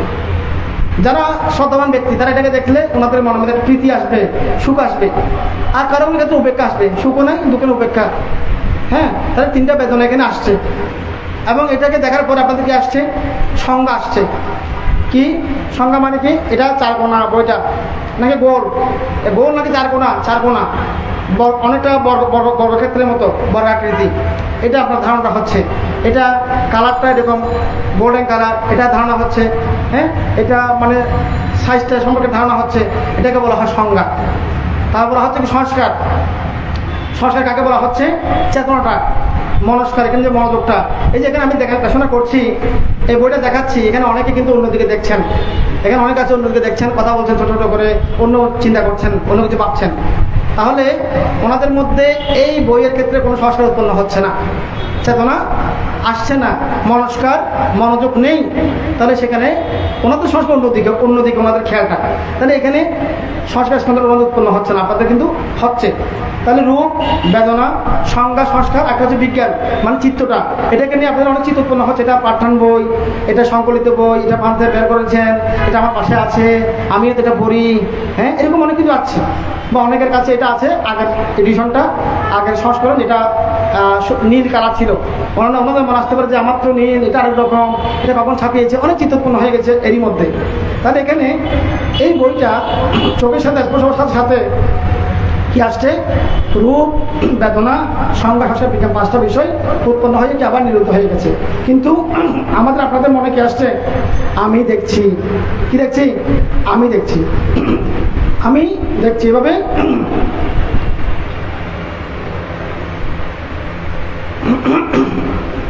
এভাবে অহং আমিত্বটা চলে আসছে। তাহলে এভাবে যখন আপনি আমিত্ব নিয়ে কোনো কিছু ধরে ফেলেন, এটা আপনার জন্য কাল হয়ে দাঁড়ায়। বিশেষ করে আপনারা যখন এই যে সংসার জীবনে আছেন, পারিবারিক জীবনে আছেন, একসাথে থাকলে একটু 19-20 হবে না? সেটিং কথাই হইলেও বা আন্ডারিস এখন দেখা বলে বাক্য বলে হয় আর নয়। হ্যাঁ, আমার ছিল না আন্ডারিসকে ছিল না। হ্যাঁ, ডেস্কি হয় ফাটল টাটল আর কি। একসাথে থাকলে কি হয়, রান্না করে ওরা একটু একটু ধাক্কা খায়, একটু 19-20 হয়। তাই বলেন যে আপনি রান্না বন্ধ করে দেন, চুলা বন্ধ করে দেন, হবে? হ্যাঁ, আপনার কয়েকটা পাতিলের মধ্যে ছোটো ছোটো টোকা লেগেছে, আপনি সেই জন্য যদি রান্না বন্ধ করে দেন, এক্সট্রা ডাকেন, হরতাল করেন, হবে না। তাহলে আপনার সংসার করতে গিয়ে আপনাদের মধ্যে কি হচ্ছে, 19-20 কিছু হয় নাকি হয় না? হয়, প্রত্যেকের মধ্যে আছে। তো সেটাকে কী করতে হবে? ত্যাগ দিতে হবে। কী করতে হবে? ত্যাগ দিতে হবে। কারণ প্রত্যেকটা সামন কি অনিত্য, শব্দগুলো অনিত্য না? আপনাকে কেউ গাড়ি দিল, বকা দিল, সব শব্দটা থাকে না। কিন্তু আপনি এটাকে ধরে ফেলেন, আমাকে বকা দিয়েছে, আমাকে গালি দিয়েছে। কে দিয়েছে? অমুক দিয়েছে। কখন দিয়েছে? সবার আজকে দিয়েছে, কালকে দিয়েছে। কোথায়? সবার সামনে দিয়েছে। আমাকে অপমান করেছে, আমাকে তুচ্ছ করেছে, হেয় করেছে। এরকম ধারণাগুলো উৎপন্ন করতে গিয়ে আমরা সেটাকে রেখে দিতে গিয়ে আমরা ভিতরে জ্বলি না? আমরা ভিতরে জলের উপরে মরছি। তারপর কি হয়? আমাদের সন্তুষ্টি আসে না, আমরা অন্যদেরকে জ্বালাই, মোবাইল নিয়ে কল করে দিই। কল করে তুই কেন আছো? ভালো আছি। আপনি কেমন আছেন? ভালো আছেন। আপনি কেমন? আমি বলা নাই, কি দে নহম না রে, আর এক বলছে ফোন করছি, জ্বালাই দিয়ে দিই, জ্বালানি এরকম জ্বালিয়ে দিই। হ্যাঁ, আমাকে কিছুদিন আগে একজন ব্যক্তি ফোন করেছেন। ফোন করে উনি কিছু মানে আমাকে এরকম কথা শেয়ার করেছেন, ওনাকে নাকি কি বললো, ওগুলো নিয়ে উনি খুব অসন্তুষ্ট। এবং আমার যেহেতু উনি পরিচিত ব্যক্তি, এখন আমার রিলেটিভের মধ্যে হয়, এখন উনি আমাকে বলতে দেখেন মানতে আমি নির্দোষ, আমার নামে এরকম দুর্নাম করেছে, এরকম করেছে বললেন, হয় মানতে আপনাকে বিচার দিচ্ছি, আপনাকে সাক্ষী রাখতেছি আমি এই জন্য আপনাকে এগুলো বলতে আপনার সাথে মূল্যবান কথা আছে, আপনার একটু টাইম হবে। আমাকে বলতেছে যে আমি বিশ্রাম নিচ্ছি খুব আরামে, মানে একটু রিল্যাক্সের জন্য শুয়ে আছি, খুব মন ভালো আমার।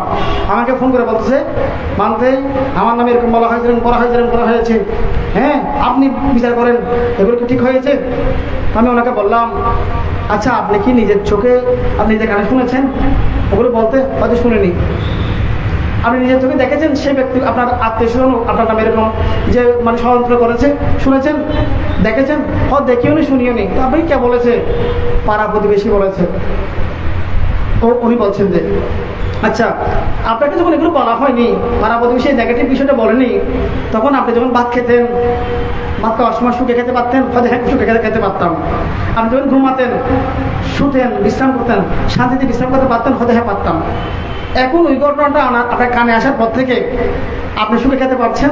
বলতে পারছেন না। খাওয়ার সময় ওগুলো শুধু মাথায় ঘুরে, শুইলে ওগুলো ঘুরে, হাঁটলে ওগুলো মনে উঠে, বলতে আসলে শান্তি পাচ্ছি না। আপনি তো শান্তিতে নাই, ঠিক আছে, আপনি আমার এত বড় ক্ষতি কেন করলেন? ওনাকে বললাম, আমি কত আরামে শুয়ে আছি, কত মনে শান্তিতে, আপনি আমাকে কেন এগুলো শেয়ার করলেন? এখন আমার ভিতরে জ্বালা শুরু হয়ে গেছে। আমি যদি আপনার ক্ষতি করে থাকি, আপনি আমার একটা আঙুল কেটে ফেলতেন, অনেক শান্তি পেতাম আমি। আপনি কিন্তু আমার মন কেটে ফেলেছেন। আপনি আমার জীবনে একটা এক কোনা কেটে ফেলতেন, আপনি সেটা না করে আমার মনের শান্তির জায়গা আঘাত করেছেন। ওনাকে তো এভাবে বললাম, উনি স্তব্ধ, একদম নীরব হয়ে গেছে, আর কোনো কথা বলতে পারছে না। তাই বললাম, দেখেন আপনার যারা রক্ত সম্পর্কিত আত্মীয়, যাদের নামে দুর্নাম করা হয়েছে আপনাকে, যারা আপনার বিরুদ্ধে বলেছে, এরকম করে আপনাকে কেউ বলেছে, কিন্তু আপনার যখন বিপদ হলে তারাই এগিয়ে আসবে, রক্ত সম্পর্ক আগে এগিয়ে আসবে। পাড়া প্রতিবেশীর আগে নিজের সম্পর্কের মানুষরা আপনাকে বাঁচাবে। আপনার অর্থনৈতিক ক্রাইসিসের সময় ওরা হাত বাড়িয়ে দেবে। বাইরের লোকজন আসবে পরে, কিন্তু আপনি বাইরের লোকদের কথা ধরে আপনি আপনার পরিবারকে ভুল বুঝছেন, আপনি আত্মীয়স্বজনকে ভুল বুঝছেন, এটা কিন্তু আপনি অন্যায় করছেন। হ্যাঁ, এটা আপনি ভুল করেছেন।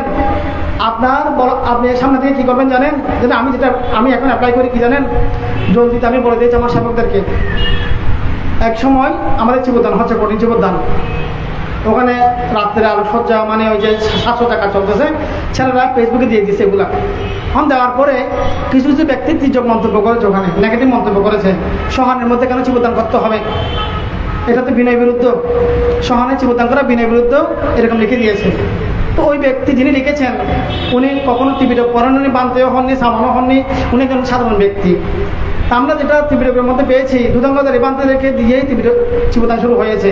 কারণ ত্রিচিবোধারী পাংশুগলিক এক আসনিক একবার খেতেন, পাংশুগুল পত্র পড়তেন, 3টা কাপড় পরতেন। সেই বান্তারা যখন বুদ্ধকে দেখা করতে গেছেন, বুদ্ধ দেখলেন যে তাদের চিবত ছিঁড়ে গেছে, তখন বুদ্ধ তাদেরকে হেতু করে চিবুদান প্রবর্তন করেছেন। আর ওনারা মন্তব্য করছেন যে কি শ্মশানে চিবুদান করা যাবে না, দুধাঙ্গধারী হলে চিবুদান করা যায় না, ওরা এরকম মন্তব্য লিখছে। তা অনেকে বলছে উনি ব্যবসা করছেন, এই করছে, অনেক কিছু লিখে দিচ্ছে। তা আমাকে এসে বলতেছে বলতে ফেসবুকে লিখেছেন দেখেন, আমাকে বলতেছে যে আমাদের একটু দাঁড়ান, আপনি যেটা দেখা যাচ্ছেন ওটা কি নেগেটিভ নাকি পজিটিভ? হয়তো নেগেটিভ, আপনার দুর্নাম আপনার এই অনুষ্ঠানের বিরুদ্ধে লিখেছে। আমাকে এটা দেখেন না কোন ব্যক্তি। আমি অনেক ভালো আছি এখন, আমি এখন খুব ফুরফুরে মেজাজে আছি। কালকে প্রোগ্রাম, এটা আমাকে কাভার দিতে হবে, দেখানো দিতে হবে, কারণ আমি ওখানে যেহেতু মানে অনুষ্ঠান আয়োজনও করি, আমি দেখানো সবটা আমাকে করতে হয়। সুতরাং আমাকে আপনি ওইটা নেগেটিভটা দিয়েন না, আমি অনেক ভালো আছি। আমি এখানে গিয়ে কিছুক্ষণ বিশ্রাম করবো শান্তিতে।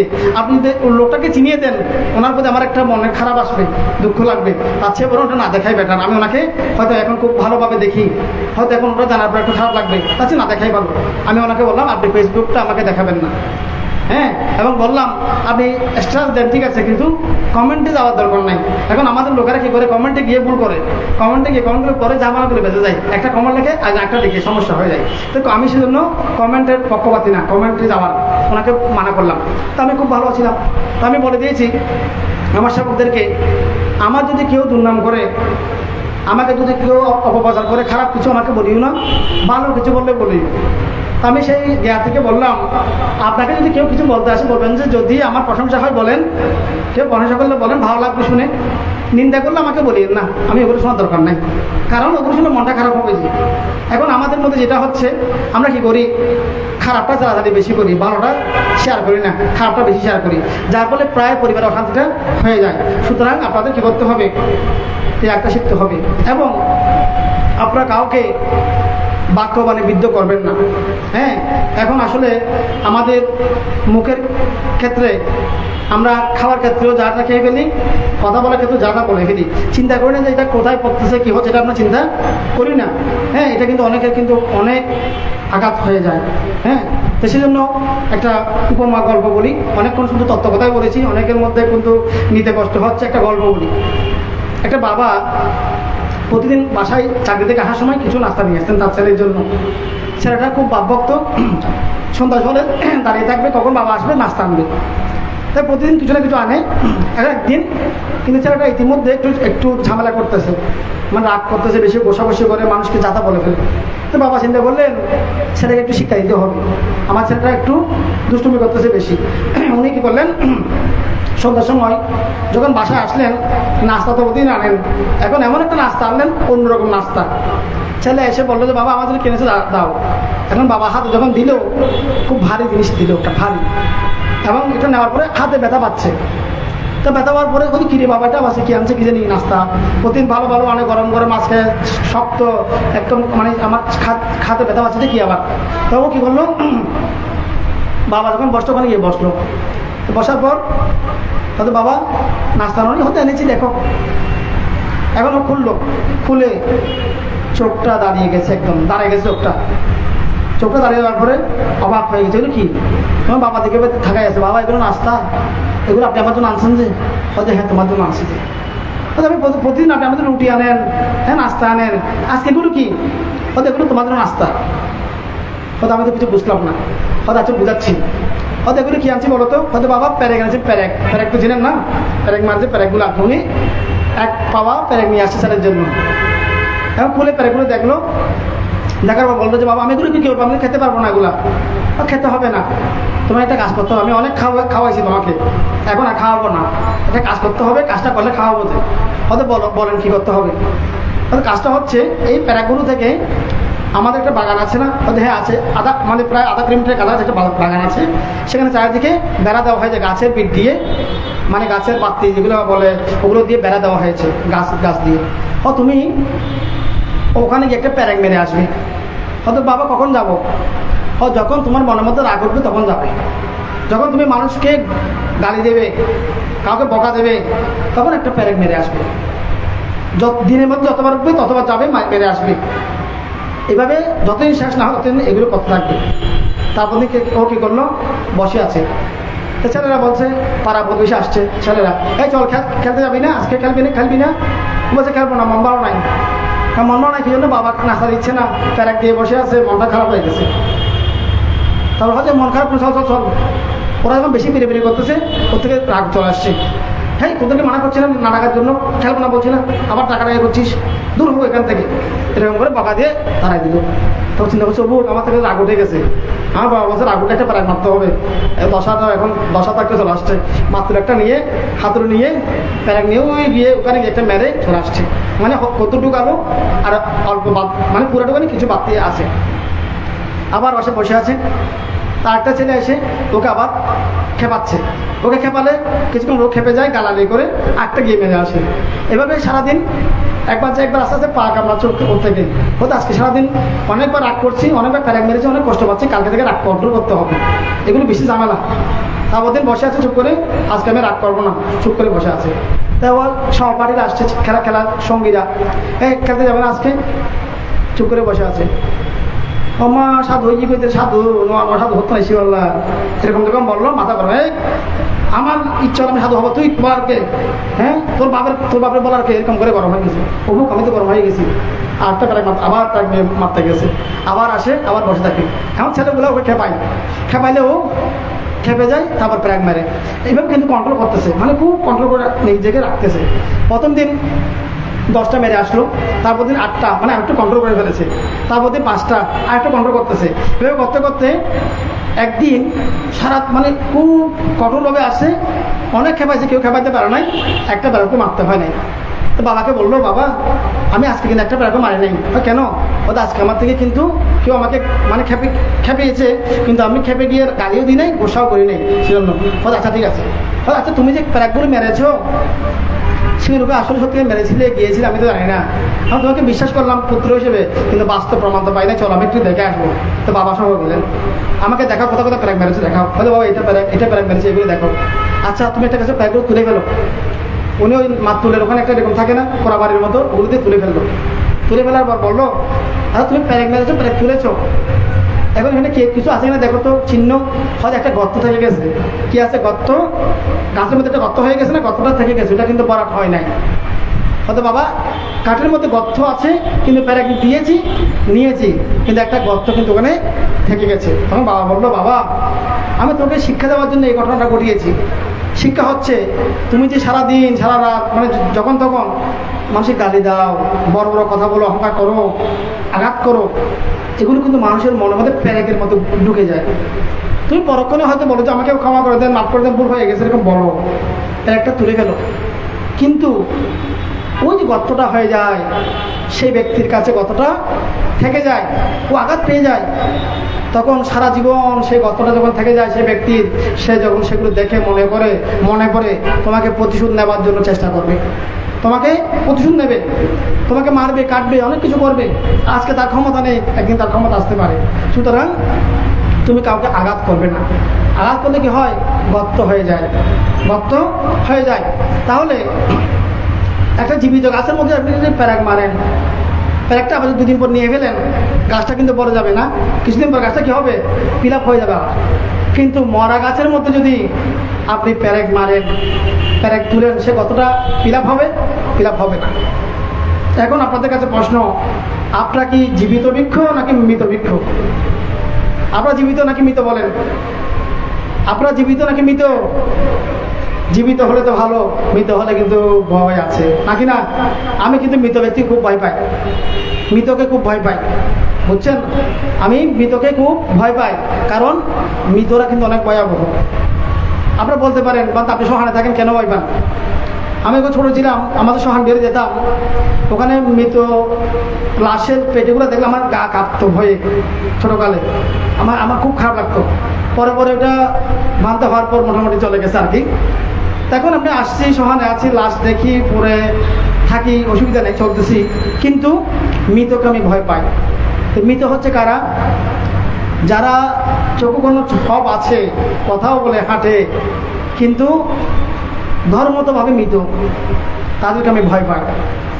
আর যারা ডেড বা যারা সম্মতি মরণে মৃত, তারা আমাদের কোনো ক্ষতি করে না। এই পর্যন্ত আমি অনেক সহানা থেকেছি, কোনো মৃত ব্যক্তি এসে আমাকে আঁচড়ও কাটেনি, কোনো আমাকে রাত্রে কোনো মানে কিছু আক্রমণ করেনি। এটা আমার মানে অনেক সাহসের একটা কারণ। মানে মোটামুটি কোনো ডেড বডি থেকে আমি কোনো ঝামেলায় পড়িনি এ পর্যন্ত। হ্যাঁ, কারণ অনেক ডেড বডি তো আছে বা অনেক ওখানে মাটির নিচে দেওয়া হয়েছে, কিন্তু কোনো ঝামেলা করেনি। কিন্তু আমাকে ঝামেলা করেছে কারা? যারা চোখ খুলে বন্ধ করে হাঁটে, কথা বলে, হাসে, খায়, ঘুমায়, ওরকমেরাই আমাকে অনেক সময় অনেক ক্ষতি চেষ্টা করেছে। তাহলে যারা জীবন মৃত, যারা প্রমত্ত পাপে ডুবে আছে, তাদেরকে বলেছেন বুদ্ধ মৃত সদৃশ। আর যারা অপ্রমত্ত, জাগ্রত, জ্ঞানী, ধ্যানী, সদাচারে লিপ্ত, সুন্দর আচরণের মানে অনুশীলিত, তারা কিন্তু জীবিত সদৃশ, ওনারা প্রকৃতি জীবিত। এই মুহূর্তে কিন্তু আপনারা সবাই জীবিত, নাকি নয়? কারণ এই মুহূর্তে আপনারা কোথায় আছেন? পাঠ্যান শ্রবণের জন্য আসছেন, দেশনা শ্রবণের জন্য আসছেন। এখানে আপনাদের মধ্যে পূর্ণ চেতনা কাজ করছে, হ্যাঁ, আপনাদের ধর্মচেতনা কাজ করছে। আপনারা সবাই এই মুহূর্তে কি জীবিত নাকি মৃত? নাকি মনে গোসা উঠে যাবে বানতে হয়তো হয়তো 8টা বাজে ফেলাম, 8 টাইম হওয়ার আর, হ্যাঁ, এত কেন হওয়ার আর হয়তো আমার গোসা উঠে যাবে ভাবতো, কিন্তু হ্যাঁ রাগ হচ্ছে নাকি শেষ করে দেবো? কালকে তো প্রোগ্রাম শেষ, সেজন্য আমি চিন্তা করছি আজকে একটু কিছু বলে ফেলি। আবার কখন আসা হয়, মানুষের মৃত্যুর এক মুহূর্তে বিশ্বাস নেই। হ্যাঁ, আমারও বিশ্বাস নেই, আপনাদের বিশ্বাস নেই। আমি বেঁচে থাকলে আপনারা বেঁচে থাকবেন অনেকে, আপনারা বেঁচে থাকলে আমি না থাকতে পারি। তো সুতরাং কিছু কথা বলে নিচ্ছি। হ্যাঁ, তাহলে আপনারা সবাই জীবিত নাকি মৃত? জীবিত। এইরকম ধর্মীয়ভাবে জীবিত থাকা যে ব্যাপারটা, এটা কি আমরণ দেখার চেষ্টা করবেন, নাকি এখান থেকে উঠলে সব শেষ চেষ্টা করবেন? হ্যাঁ, আমরণ জীবিত থাকার চেষ্টা করবেন। কিভাবে? জ্ঞানের মাধ্যমে, ধ্যানের মাধ্যমে, ধর্মচর্চার মাধ্যমে। আপনাদের সকলের মনে এখন শ্রদ্ধা আছে না নাই? আছে, শ্রদ্ধা আছে, আন্তরিকতা আছে, ধর্মের প্রতি বিশ্বাস আছে, সেজন্য আপনারা ত্যাগ করছেন। আপনারা এখানে যারা বসছেন নিচে, আপনারা কিন্তু সবাই বাসার মধ্যে সবাই বসেন, নাকি নয়? ফ্লোরে বসেন না, দামি দামি সবাই বসেন, পালঙ্কে বসেন, আরাম করে থাকেন। এই সময়টা এখানে আসলে আপনারা অফিসে, আদালতে বা আপনার বাসায় কিন্তু আরাম করে বসতেন, সুখ অনেক সুখ, যেটা সুখানের প্রতিষ্ঠা পেতেন। কিন্তু আপনারা এখন ধর্মের প্রতি শ্রদ্ধা করেন, সঙ্গের প্রতি শ্রদ্ধা করে, বুদ্ধের প্রতি শ্রদ্ধা করে, পাঠ্যানের প্রতি শ্রদ্ধা করে আপনারা নিচে বসেছেন, নাকি নয়? নিচে বসেছেন। পিছনে যেহেতু এখানে আসলে বৃষ্টি পড়েছে, ওখানে এখনো কনস্ট্রাকশনের আন্ডারে আছে, বিহারটা অনেক সুন্দর একটা মসৃণ জায়গা নেই, বাধ্য হয়ে আপনাদের চেয়ারে বসতে হয়েছে। ওনাদের শ্রদ্ধা আছে, তাই বলে আপনারা এটা ভাববেন না যে বান তারা হয়তো এটা শ্রদ্ধাবান হর, আর চেয়ার বসি গান রাখে অশ্রদ্ধাবান, আর শ্রদ্ধা আছে। হ্যাঁ, আপনারাও শ্রদ্ধাবান, ওনারাও শ্রদ্ধাবান, আমি বিশ্বাস করি। তাহলে সবাই কিন্তু ত্যাগ করে এখানে বসেছেন, শ্রদ্ধা আছে। তাহলে এই সময়টা আপনারা কিন্তু শ্রদ্ধাবান, ত্যাগ করতেছেন। হ্যাঁ, শীলবান, পুণ্যবান, প্রজ্ঞাবান, চেতনা, সচেতন নিয়ে সবাই আছে। তাহলে এক্ষেত্রে সবাই আপনারা কি জীবিত? সবাই কি জীবিত? সুতরাং আমি সাহস করে বলতেছি, যদি এখানে কয়েকটা মৃত লোক থাকতো, আমি অনেক আগে উঠে চলে যেতাম। হ্যাঁ হ্যাঁ, কারণ উনি কী করে বসে কোনো ঠিক নেই। আমি যখন রাঙামাটি ছিলাম, আমার এরকম কাঁসাই বস্ত্রধারী কিছু ব্যক্তি আমাদেরকে ইট মেরেছে, বুঝছেন? ইট মেরেছে। আমরা সবাই নিয়ে পকেন্দ্রবান্ত, আমি আর একটা শিলৌতি ভিক্ষু, আমার গুরু ভাই, আমরা তিন হেঁটে হেঁটে আসছি, মানে রাঙামাটি আসতেছি হেঁটে হেঁটে। আমরা তো হেঁটে হেঁটে বাহাত্তরে এসেছি, অনেক জায়গায় যেতাম। এরকম কাঁসাই বস্ত্র ওনাদের গায়ে আছে, আমি দেখেছি। তান্ত্রিক তন্ত্রমন্ত্র করে ওনারা আমাদেরকে পাথর মারছেন, ফোক স্টিক নিয়ে মারতে আসছেন আমাদেরকে, বুঝছেন? ফোক স্টিক নিয়ে মারতে এসেছেন। এই ধর, এই তাদেরকে মার, এরকম বলছে আমাদেরকে। আমরা খুব তাড়াহুড়ো করে ওখান থেকে পালিয়ে পিঠ রক্ষা করেছি, বেঁচেছি। 2004 সালে না 5 সালের ঘটনা, বুঝছেন? ওগুলো হচ্ছে মৃত মানুষ। কি মানুষ? মৃত মানুষ। বিহারে থাকেন, তন্ত্রমন্ত্র করেন, বুদ্ধ প্রতিবিম্ব বাসে আছে, ওনাদের হাতে হকি স্টিক, হাতে পাথর, ইটের কণা আমাদেরকে নিক্ষেপ করেছেন গায়ে। সেরকম ঘটনা সাক্ষীও আমরা হয়েছি। তা আমরা যে আজকে পকেন্দ্রে বলেন, পকেন্দ্র বান্ধব আমি বলেন, আমরা এতটুকুতে এসেছি, অনেক কাহিনী কিন্তু ভিতরে আছে, অনেক কাহিনী আছে। আমাদেরকে মেরে ফেলার জন্য মানে ভাড়াটে সন্ত্রাসী ভাড়া করা হয়েছে, মদতীরা আমাদের বিরুদ্ধে গিয়ে এরকম করেছে। পার্বত্য এলাকায়, সেরকম বস্তির মধ্যে আমরা গিয়েছি। হ্যাঁ, তাহলে ওগুলো হচ্ছে মৃত মানুষ। সেরকম কেউ থাকলে আমি দেশনা করতাম না আজকে। হ্যাঁ, ছটফট করে একটা পাথর মেলে মাথা ফেটে যাবে। তো আপনারা কিন্তু সবাই কি জীবিত নাকি মৃত? জীবিত। তো জীবিত যখন এইভাবে যেখানে আছেন জীবিত, এইভাবে বাসায়ও জীবিত থাকবেন, বাসায় গিয়ে তাহলে শান্তি পাবেন।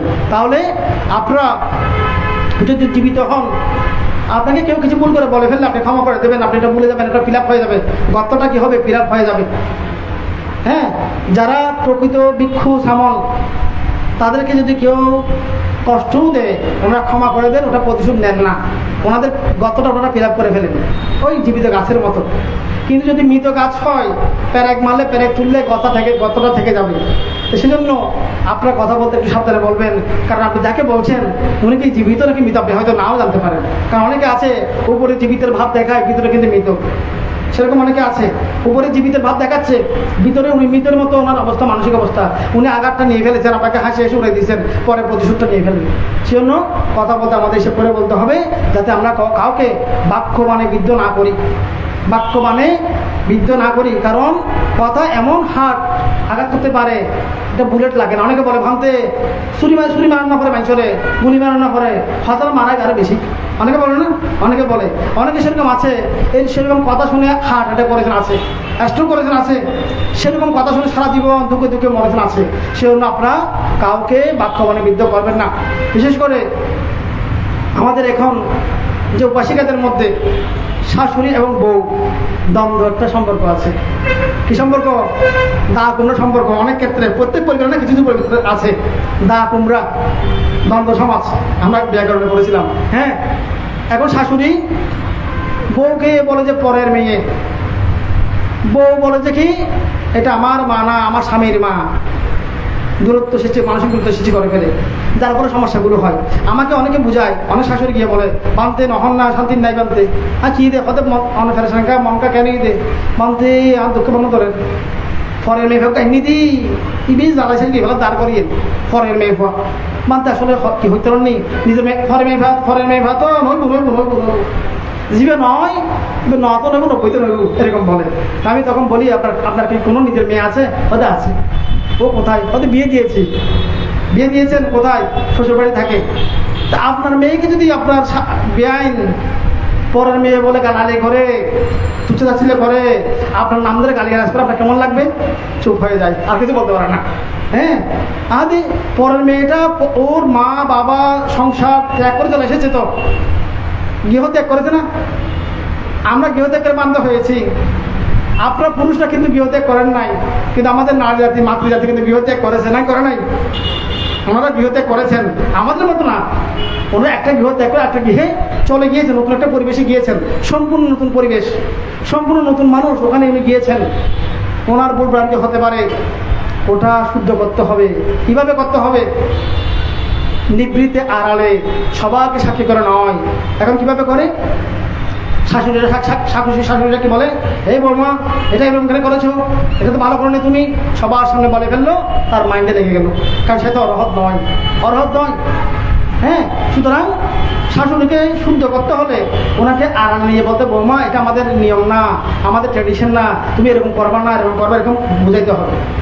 উনি যদি মাতৃস্নেহে বুঝান, তাহলে আমার পুত্রবধূকে চিন্তা করতে হবে, আমার শাশুড়ি উনি আমার স্বামীর মা। কার মা? আমার স্বামীর মা।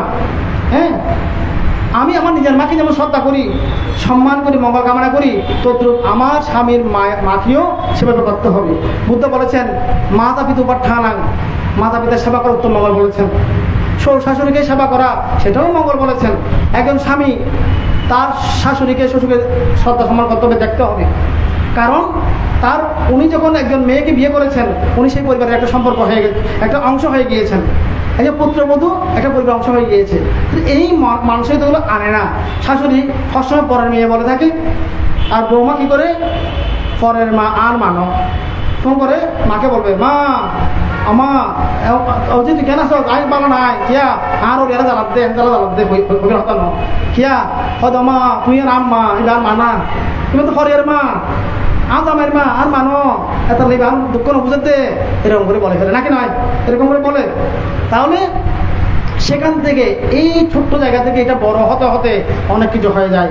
মাঝখানে আমাদের যারা যারা স্বামীর স্থানে আছেন, যারা পুরুষ, ওনার কি হয় জানেন?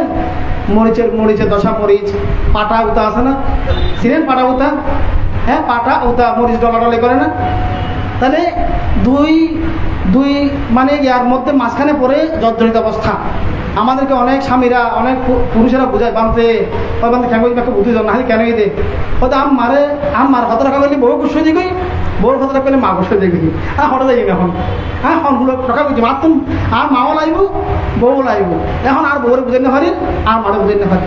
এখন বউর কিছু আবদার আছে, আনে দিলে জিনিস আনে দিই, আর মাত্র হইতে নয়। আবার আর মারে কিছু আনে দিই, বউ তো ফিরতে নয়। অবস্থা কিন্তু ঘরতে এমদা বলে তেন্দা বলে এরকম হয়। হয়তো মানতে আমি দুঃখে বললে ধরে টেনশন করতে অবস্থা খারাপ।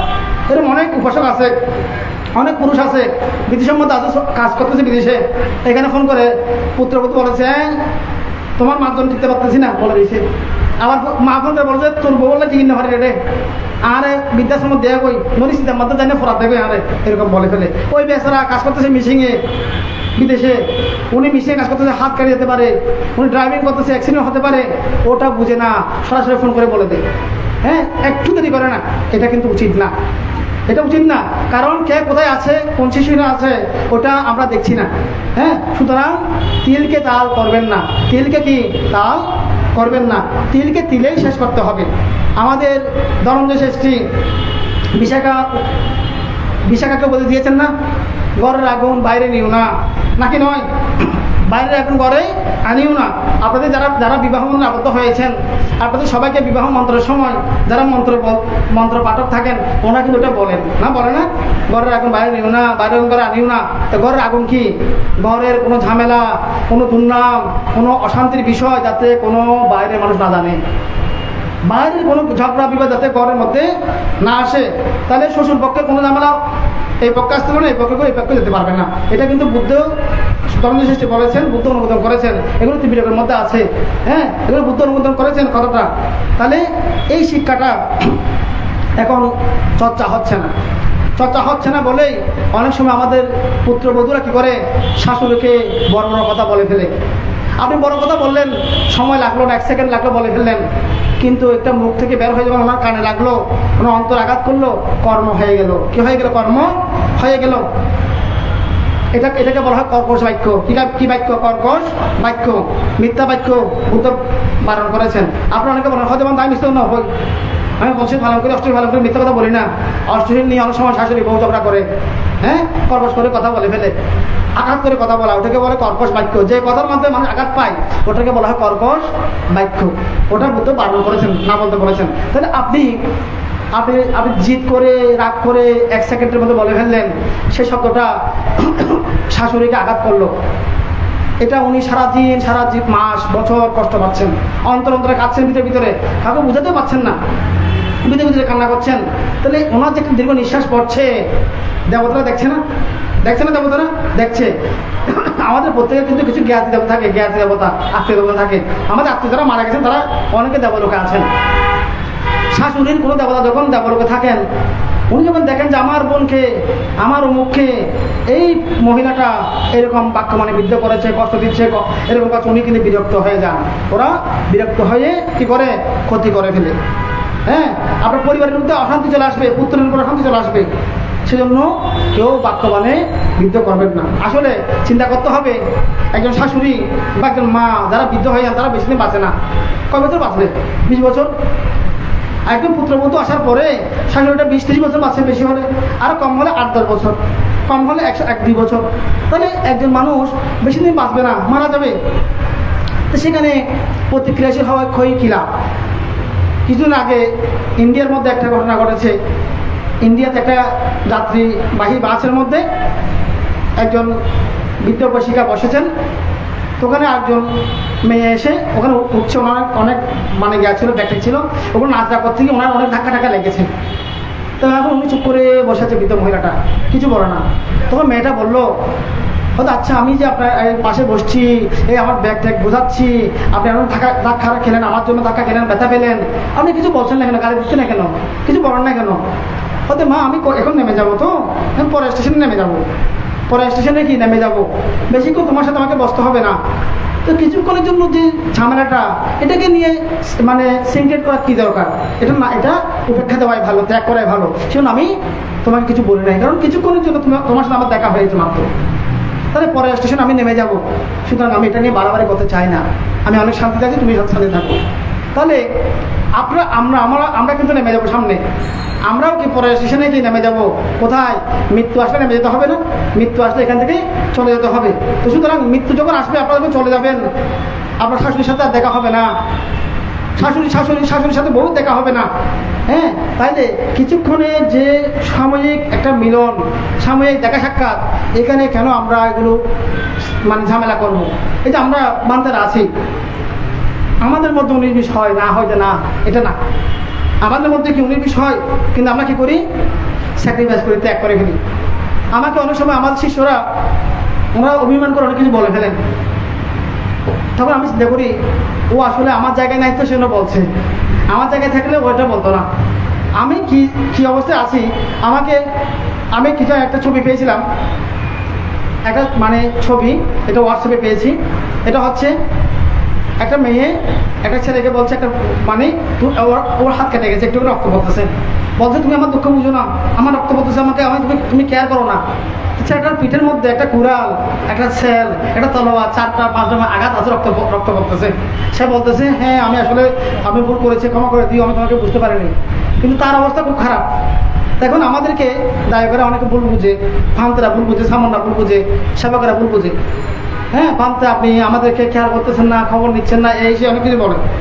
তাই বলে যে আসলে আমার কী করবো, আমি ক্ষমা প্রার্থী, অপরাধী, ঠিক আছে আপনি একটু আমাকে ক্ষমা করে দেবেন আর কি। কিন্তু আমার পিঠের মধ্যে যে কয়টা আঘাত আছে, যন্ত্রণা আছে, এটা আমিই জানি, আপনাদের মধ্যে দেখাচ্ছি না। হ্যাঁ, তাহলে তদ্রুপভাবে আপনাদের প্রত্যেকের মধ্যে কিন্তু এরকম আঘাতে জর্জরিত। কিন্তু আমরা মনে করি কি আমি শুধু দুঃখ পাচ্ছি, আমি কষ্ট পাচ্ছি, উনি কোনো কষ্ট পাচ্ছে না, সব উনি সুখে আছেন, আমাকে শুধু দুঃখ দিচ্ছেন। যে আসলে প্রত্যেকের মধ্যে কিন্তু দুঃখ আছে। তাহলে আপনি যে শাশুড়িকে বলে ফেলছেন, উনি কিন্তু হয়তো অনেক কষ্ট নিয়ে আছেন, উনি স্বামী হারা। একজন শাশুড়ি কি স্বামী মারা গেছেন মনে করেন, উনি স্বামী হারা, উনি বয়স্ক, মানুষের বৃদ্ধ হয়ে যায়, শিশুর মতো হয়ে যায়। হ্যাঁ, শিশুর মতো হয়ে যায়। সেজন্য বৃদ্ধদের এবং শিশুদের অপরাধী বলা উচিত না, কারণ বৃদ্ধরা শিশুর মতো হয়ে যায়, ওনাদের সেন্স থাকে না ভালো করে, কম দেখেন, কম শুনেন। হ্যাঁ, ওনাদের জিহ্বার স্বাদ চলে যায়। উনি লবণ দিলেও বলতে লবণ কম হয়েছে এটা বলবে, কারণ ওনার জিহ্বার স্বাদ চলে গেছে। উনি জামটা দেখেন, কম দেখেন, উনি বলছে বৌমা তুমি এটা ভুল করেছো, বৌমা শুদ্ধ করেছে, কিন্তু উনি জামটা দেখেন যে ভালো দেখেন না, ওটাকে ভুল বলছেন। তাহলে আপনাকে বুঝতে হবে যে আমার শাশুড়ি কম দেখেন, কম শুনেন, উনি সেই জন্য বলছেন নাকি, তাই হোক আমি ত্যাগ করে ফেলি, আমি উপেক্ষা দিয়ে থাকি, ঝামেলা চুপে গেল। কিন্তু এগুলো নিয়ে যদি ফোন করেন, শেয়ার করেন, বন্ধু বান্ধবকে বলেন, সবাইকে বলেন, এইটা রটনাটা অনেক দূরে ছড়িয়ে পড়ে, দুর্নামটা ছড়িয়ে পড়ে। এগুলো নিয়ে অনেকে সুযোগ নেয়, তৃতীয় পক্ষ কী করে সুযোগ নিয়ে থাকে। এগুলো নিয়ে তৃতীয় পক্ষ সুযোগ নিয়ে আপনাদের পরিবারের মধ্যে ভেজা সৃষ্টি করে দেয়, ঝামেলা করে দেয়, তো অশান্তিটা আরও চলে আসে। সুতরাং ধর্ম শুধু বিহারে এসে বাতি জ্বালালে হবে না। এখন আমাদের এখানে অনেক বসে আছেন কি বাতি জ্বালান, সাইন দেন, দান ধর্ম করেন, বলে যে আমি অনেক পূর্ণ করছি, ধর্ম করছি, কিন্তু বাসায় গিয়ে শাশুড়িকে যাচ্ছে তাই ব্যবহার করে, অবজ্ঞা করে। অনেক শাশুড়ি আছে অশ্লীল নেই, একটা অশ্লীল বাদ দেয় না, দেন বোঝ অনেকে 40টা করে ফেলেছে, কিন্তু ঘরে গিয়ে বৌমাকে ছাদ দেন, এক চুল ছাদ দেবে না, একটু কিছু হলে লঙ্কা কাণ্ড গোটায় ফেলবে। তাহলে ওটা ধর্ম হলো? আপনি শুধু বিহারে এসে ধর্ম করলেন, বাসার মধ্যে নরক বানিয়ে ফেললেন, সেটা তো হলো না। আমরা আপনাদের সবার টার্গেট হচ্ছে কি স্বর্গে যাওয়া, সুগতি লাভ করা, নাকি নয়? হ্যাঁ, তাহলে স্বর্গে কারা যায়? কারা স্বর্গে যায়, কারা নরকে যায়? যারা এখানে স্বর্গে থাকবে তারা স্বর্গে যাবে, যারা বর্তমান স্বর্গে আছে তারা কি যাবে? স্বর্গে যাবে। যারা বর্তমান নরকে আছে তারা নরকে যাবে। তাহলে আপনারা প্রশ্ন করতে পারেন, পান্তে স্বপ্ন রক্ত পরকালের বিষয়, এখানে স্বপ্ন রক্ত কোথায়? কবি বলেছেন না, বুদ্ধ থেকে ধার করে কবি বলেছেন কি, কোথায় স্বর্গ কোথায় নরক, কে বলে তা বহুদূর, মানুষের মাঝে স্বর্গ নরক, মানুষের সুর আর সুর ও সুর দুটাই মানুষের মধ্যে আছে। তাহলে আপনি যখন পরিবারের মধ্যে অবিশ্বাস রাখেন, অশ্রদ্ধা করেন, অসম্মান করেন, রাগারাগি করেন, হিংসা করেন, তখন সেটা নরক হয়ে যায়। এখানে অনেক পরিবার আছে নরক, শান্তি নাই, শাশুড়ি হাতে শান্তি পাচ্ছে না, বৌমা শান্তি পাচ্ছে না, শ্বশুরও পাচ্ছে না, পুত্র শান্তি পাচ্ছে না, ভাই ভাইয়ে দ্বন্দ্ব, বোনে বোনে দ্বন্দ্ব, হ্যাঁ বাপের ছেলে দ্বন্দ্ব, এরকম ভাইয়ে ভাইয়ে এরকম দ্বন্দ্ব। তাহলে এখানে কি সবগুলো কি নরক হয়ে গেছে? কি হয়ে গেছে? নরক হয়ে গেছে। সবসময় রাগচিত্ত, হিংসা চিত্ত, কোষা চিত্ত, অভিমান চিত্ত, এগুলো হচ্ছে নরকের মানে আভা, নরকের ছায়ার মতো একটা পরিবেশ।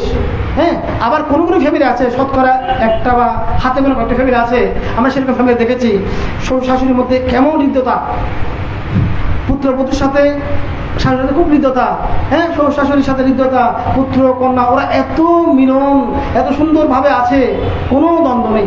সেরকম পরিবারও আছে, হাতে কোনো কয়েকটা পরিবার আমরা দেখি, বিহারে গেলে ধর্ম করে, ঘরে গেলে ধর্ম করে, কোনো বিদ্বেষটা করে না, সব কিছু ত্যাগ করে ফেলে, কোনো ঝামেলা করে না। হ্যাঁ, তারা কি আছে? স্বর্গে আছে। কারণ তাদের মনের মধ্যে সবসময় মৈত্রী, করুণা, মৃত উপেক্ষা, ভালোবাসা, আন্তরিকতা, হ্যাঁ এই শ্রদ্ধা, এই বিষয়গুলো কাজ করতেছে। তাহলে এগুলো কাজ করতেছে, এগুলো রেকর্ড হচ্ছে এখানে। যখন মৃত্যুবরণ করবেন রেকর্ডটা চালু হবে, নিমিত্ত আসবে, তখন ভালো কিছু নিমিত্ত আসবে। যেহেতু যেগুলো ভালো রেকর্ড হয়েছে, ভালোগুলো বেঁচে উঠবে, ভালো নিমিত্ত নিয়ে সব হয়ে যাবেন। আর যদি আপনি সবসময় হিংসা নিয়ে থাকেন, অবশ্যই নিয়ে থাকেন, অনেকে বলেন বানতে পুত্রবধূ আরো দেতে আত্মহিন্দু ভাই তো ডরে হয় কিয়া ও তাবিজ বলো, তাবিজ, হ্যাঁ এটা একটা কাহিনী হয়েছে এখন তাবিজ। হ্যাঁ, অনেকে এরকম বলে হতে বানতে, এখন বানতে আমাকে একজন বলতেছে মানে হতে বানতে এখন আমি শাশুড়িকে কিছু দিলে খেতে চাই না, বলো যে কি আমি নিজে নগর থেকে পানি দেবে খাবো, যে উনি নিজে খাবেন, যে মানে পুত্রবধূ কোনো কিছু তাবিজ করেছে কিনা ওটা সন্দেহ। তাহলে এখন একজন একটু সন্দেহ করছে তাবিজ টোনা নিয়ে, তান্ত্রিক বিষয়। আরেকটা বিষয় হচ্ছে, আপনি যদি বৈদ্যের কাছে যান, কোনো বৈদ্য বলবে না যে তাবিজ করেন, এটা বলবে না, এটা নিয়ম, এটা নিয়ম। কিন্তু আমাদের প্রকেন্দ্রের ভান্তে উনি 36 বছরের প্রপোজাল নিয়েছেন, 36 বছর বয়সে। উনি বিয়ে করেন নাই যে কি জন্য? প্রপোজাল নেওয়ার জন্য বিয়ে করছেন না। উনি অনেক চাপাচ বিয়ে করেছেন বিয়ে করার জন্য, ওনার আত্মীয়রা। উনি যখন রাজমাঠে গেছেন সিভিল অবস্থায়, তো ওখানে একটা বৈদ্যের বাড়িতে ওনার জ্ঞাতিরা গেছেন, ওনাকেও নিয়ে গেছেন। তো বৈদ্য বলতেছে যে ওনাকে বলে দেখেন হয়তো আপনার বিয়ে হচ্ছে না, যে কি জন্য জানেন? হয়তো কেন? হয়তো আপনাকে 5টা বান মেরেছে বিয়ে না হওয়ার জন্য। হয়তো কারা মেরেছে? হয়তো আপনার প্রতিবেশীরা মেরেছে, বাড়ির পাশের মানুষেরা। কোথায় মেরেছে? হয়তো বালিশে মেরেছে, ঘরের সামনে মেরেছে, পিছনে মেরেছে, তাবিজ করেছে। তো বান্তিমি যখন গিয়েছিলেন, উনি ওগুলো তখন বিশ্বাস করতেন না, উনি মিটে মিটে হাসছেন। উনি চিন্তা করছেন আমি নিজে কত সংগ্রাম করে বিবাহ আটকে রেখেছি। ওনার মামা ফোন করে বলে যে বিয়ে বাগিনা বিয়ে কর, মা ফোন করে, মাসে ফোন করে, শুধু মানুষ দিয়ে বলায়। উনি বলে যে একটু আমি ঝামেলায় আছি, আমি একটু ব্যবসায় ঝামেলা আছে, এগুলো সমাধান করি, এভাবে বলে বলে ওদেরকে মানে অপেক্ষা করাচ্ছে। ও তো আমি কত সংগ্রাম করছি বিয়ে না করার জন্য, আমি নিজের বা নিজে মেরে বসে আছি। হ্যাঁ, বৈদ্য বলতেছে কি পাড়ার মানুষ আপনাদের পরিবারে অশান্তি সৃষ্টি করার জন্য, আপনার বিয়ে আটকে রাখার জন্য তাবিজ করে যে বান মেরেছে। তো হয়তো আচ্ছা এখন এটা কীভাবে কাটবো বলেন? মানে অভিনয় করতে চান, কীভাবে কাটবো বলেন? হয়তো আপনাকে একটা পূজা দিতে হবে, টাকা দিতে হবে, আমি মন্ত্রতন্ত্র বলে ওগুলো কেটে দেবো। হয়তো আচ্ছা ঠিক আছে আমি আসি, হয়তো তাহলে পরে মঙ্গলবারে বা অন্যদিন আসি, এটা বলে ওনাকে চলে যেতে বলে। উনি চলে গেলেন, আর কখনো ওখানে যান নাই। হয়তো কারণ উনি আমাকে বান্ধা হওয়ার পর ওগুলো শেয়ার করেছেন, যেহেতু আমি বান্ধের সাথে 5 বছর একসাথে রাঙামাটি ছিলাম, পাঁচ হয়েছিলাম বান্ধের সাথে, আমরা খুব আন্তরিকভাবে ছিলাম দুজনে। তো বান্ধের জীবনের অনেক কিছু আমাকে শেয়ার করেছেন, আমারগুলো আমি বান্ধেকে শেয়ার করেছি। তাহলে বৈদ্যের কাছে গেলে বৈদ্য বলবে না যে কি তাবিজ করেন, এটা বলবে না। হ্যাঁ, আমার কাছে কিছু আগে একজন আসছেন, উনি ওনার থেকে যন্ত্রণা হচ্ছে শারীরিক। এখন উনি মনে করছেন ওনাকে কেউ কিছু করেছে। এখন দেখলাম যে ওনার গ্যাস্ট্রিকের সমস্যা, ওনার জ্বালা করা হচ্ছে গ্যাস্ট্রিক থেকে। উনি বলতেছে বানতে হয়তো বানতে আর অবস্থা খারাপ কেন? বেশি জ্বলতে বানতে বুক জ্বলতে চাই না, ভারতে বুক জ্বলতে। এখন সনাহার নানা কিছু তেলহানা ইহাইবু বুক জ্বলবু হতে আর ভিতরে বান মাইছে তাবিজ বুঝছে হয়তো আর জ্বলে একটা ভিতরে। হ্যাঁ, এখন বৈদ্যের কাছে গেলে বৈদ্য কি বলে, হ্যাঁ আপনাকে জিজ্ঞেস করে আপনাকে কিরকম লাগে, হয় চলছে এই তো বান মেরেছে, জলাদ্র 24 ঘন্টা জলাদ্র বান মেরেছে। হ্যাঁ, একজন বৈদ্য আমার সাথে পরিচয় ছিল, একজন বৈদ্য, উনি আমাকে বলেছেন হয়তো বান তো আসলে বৈদ্যের বলতে কিছু নাই। আমাকে বললেন যে হয়তো আমি কী করি জানেন? হ্যাঁ, আপনি কী করেন? হয়তো আমি হোমিওপ্যাথি ওষুধগুলো রাখি। উনি হোমিওপ্যাথি খুব দক্ষ ডাক্তার। কিন্তু উনি কাউকে ডাক্তার হিসেবে দেখান না, উনি বৈদ্য পেশাটা করেন। কারণ হোমিওপ্যাথিক ডাক্তার দোকান নিয়ে বসলে টাকা পায় না, কেউ রুগী নিয়ে আসে না। হ্যাঁ, এক শিশি ওষুধ দিলে 200 টাকা বললে, হ্যাঁ 10 টাকা ফানি দিচ্ছে, একটু ফানি বলে কি ফানি করে বলে 200 টাকা দাবি করতেছে, দেখুন এরকম বলে। এখন হোমিওপ্যাথিককে আসলে মূল্যায়ন করে না, কিন্তু হোমিওপ্যাথিক অনেক ভালো চিকিৎসা। উনি কি করেন, রুগী আসলে বলে যে আচ্ছা আপনার কী হিসেবে বলেন, হয়তো ওই রোগের লক্ষণগুলো সব শুনে উনি ওই অনুযায়ী ওষুধ রেডি করে আচ্ছা ঠিক আছে আমি সব দেখছি, ঠিক আছে আপনাকে কিন্তু বেশি বান মেরেছে, 70 বেশি তো আপনারও আশেপাশে যারা আছে তারা করতেছে যে হয়তো আপনি যাদেরকে সন্দেহ করেন তারাই কিন্তু, উনি তো সন্দেহ করে বসে আছে মনে মনে, হয়তো আমি যাদেরকে সন্দেহ করি তারা বলে আমাকে করছে যে হয়তো মেরে গেছে, বৈদ্য বলেছে, খুশি হয়ে গেছে, ঠিক আছে আপনি যান একটু বসে পানি নিয়ে আসতেছি। রুমে গিয়ে উনি কী করে ওই ওষুধ থেকে পানি ওখানে মিশে দেয়, ওষুধ ওখানে পানির সাথে মিক্স করে, তারপর ওনার সামনে এসে অং শান্তি ঠান্ডা এরকম সোহা বলে, ধরো ওইগুলো খেলে কম হয়ে যাবে, 3 বার খাবে, এভাবে খাবে, এভাবে করবে বলে, চলে গেছে। হয়তো 1 সপ্তাহ পর আসবে, 1 সপ্তাহ পর যখন আসে কিছুটা ভালো লাগতেছে, ওষুধ কাজ করতেছে, তো তখন উনি আবার কী করে কিছু মানুষ রাখবে আমার পাশে, কোথায় গিয়ে বলা যায় যে কোনো রুগী যদি দ্বিতীয়বার আসে বলবো যে মা তোমার চেহারা তো অনেক ফস হয়ে গিয়ে তোমার চেহারা, হ্যাঁ তোমার তুমি হামাইয়ে বইতে তো হাম করে দিয়ে তুমি তো কমাইয়ে বইতে, এরকম করে তোমার সবাই বলবে, ওগুলো ঠিক করে রাখে। তখন যখন আসে হয়তো আচ্ছা তোমার তো চেহারা অনেক পরিষ্কার হয়ে গেছে, এই না ওরা বলে যে ঠিক আছে কতবার আসি দিয়ে মুখে হালা হ্যাঁ ফস হয়ে গিয়ে, হ্যাঁ আগে চেহারা ভাঙি গিয়ে আমার সুন্দর দেখুন না হামাইয়ে দে, সবাই যখন বলে উনি দেখো তো আমি তো আমার দেখি আমার মতো রসায় যেগুলো তো দেখেন এখন আর তো পরিবর্তন নেই ভালো এখন তো ভালো লাগে দিন, তখন উনি মনের মধ্যে একটা মানে ভালো নিয়ে আসে। এখন তখন বইতে বলেছে জ্বালা করে একটা মানে হয়তো কমছে, হয়তো এক আছে ও একটা দিনে দেখবো না বান ভরা তো আরো মারা করবো, একটা মন্ত্র দিন হইব বইও আয় করি, আবার জানি ভিতরে ওষুধ আরেকটা মিক্স করে আনে, আবার সোহা বলে আবার দিয়ে ফেলে, আবার যায় আবার আসে, এভাবে কিন্তু প্রতিবার টাকাগুলো নিয়ে ফেলে। টাকা না নিলে বিশ্বাস করবে না, হয়তো কিন্তু টাকা নিয়ে কি জন্য জানেন, টাকা না নিলে বিশ্বাস করবে না, টাকা যত বেশি নিই বিশ্বাসও তত বেশি করে। কারণ হয়তো আমি জানি যে ওরা এক জায়গায় যাবে, তার চেয়ে বলো আমার কাছে আসছে ও যে ওষুধটি হয়তো ভালো হোক, হ্যাঁ আমাদের যিনি চিকিৎসা জনক অনেক কষ্ট করে বানিয়েছেন বেচারা, কিন্তু মূল্যায়ন করে করছে না, আমাদেরকে আমি বৈদ্যালয়ের আড়ালে হলে এটা করি, এইভাবে ভালো করে দিচ্ছেন। হ্যাঁ তাহলে আবার কিছু বৈদ্যরা মানুষকে আতঙ্কে ফেলার জন্য কি বলে, একদম গিয়ে বলছে কি আমার পার্শ্ববর্তী ওনারা আমাদেরকে কষ্ট দিচ্ছে, আমি প্রতিশোধ নেব, ঠিক আছে আমি কিছু শস্য দিচ্ছি ফরে দিচ্ছি ওগুলো ছিঁড়ে দেবে। এখন এমনি করে দিছে কিছু মন্ত্র কিন্তু তেমন কিছু নাই, ও কি কষ্টগুলো নিয়ে দিছে ছিঁড়ে। এখন ওই ব্যক্তি ঘুমতে ঘুরে ঘরের দুয়ার মধ্যে ওই অনেক চিঠি দেয়, শস্য চিঠি দেখলেই এই তারা ইউনি বুঝি দে, হ্যাঁ আর হয়তো প্রতিশোধ নেব বান বাকি দাঁড়ে। এখন এগুলো টেনশন যখন করতেছে মাথা কামড়াচ্ছে, মাথা ঘুরাচ্ছে, ওই মাথা ঘুরোতে রাতুলিয়া মাথা ঘুরে বান বাকিতে দেখুনি মাথা ঘুরোর, হ্যাঁ হাত ছোট্ট পড়ি উড়ে ইয়ে হাতে ক্লান্তি লাগে, ওই টেনশনে কিন্তু ওগুলো শুরু হয়ে গেছে ওগুলোর কারণে, ওগুলো দেখার কারণে। এখন ওইগুলো নিয়ে আবার যখন বৈদ্যের কাছে যাই আরেকটা কাছে গেছে হয়তো আর করে সামনে দিন শস্য দানা দেখি আমার মাথা ঘুরে রেখে কই, ঠিক আছে বানায় হাড়ি দিন মন্ত্র করে টিয়া ফাঁসা টিয়া দাও হাট টিয়া দাও। এখন যখন দেখি তোকে বৈদ্যের টিয়া দিয়ে এসে বৈদ্য বলে হাম করছি ভালো যাবি, ওইরকম যখন মানুষের কথা চেঞ্জ করে ফেলছে, টেনশন কমে গেছে, মাথা উঠে কমে গেছে, মাথা উঠে কমে গেছে, মাথা যন্ত্রণা কমে গেছে, ভালো লাগতেছে, হয়তো বৈদ্যুৎ হাম করে দিই। হ্যাঁ এইভাবে বৈদ্যালী মানে কি বুদ্ধি আনি, কি আনি বুদ্ধি আনি, এটা আমাকে বৈদ্যরা বলেছেন, যেটা বলতেছি 2-3 জন বৈদ্য আমাকে এরকম বলেছেন, আমার এরকম পরিচয় হয়েছে আর কি। তাহলে এখন এই যে অবিশ্বাস, অহেতুক অবিশ্বাস করে করবেন না, কাউকে দোষারোপ করবেন না, হ্যাঁ মিলেমিশে থাকবেন, পরিবার মধ্যে একটা শান্তি নিয়ে আসেন, তাইলে সবে যাবেন। আর তাইলে যতই এখানে বাতি জ্বালান না কেন, মাকে যদি পূজা না করেন, বাবাকে পূজা না করেন, মা বাবাকে সেবা সম্মান না করেন, শ্বশুর শাশুড়িকে সেবা সম্মান না করেন, তাহলে কিন্তু আপনার জন্য স্বর্গ বরাদ্দ থাকবে না। আপনার মৃত্যুর সময় মনে উঠবে কোনগুলা, শাশুড়িভাবে দ্বন্দ্ব, পিতা পুত্র দ্বন্দ্ব, ওগুলো মনে আসবে, ওগুলো মনে আসলে আপনাকে চালিয়ে চলে যেতে হবে। সুতরাং আপনারা ওগুলো বন্ধ করে দেবেন।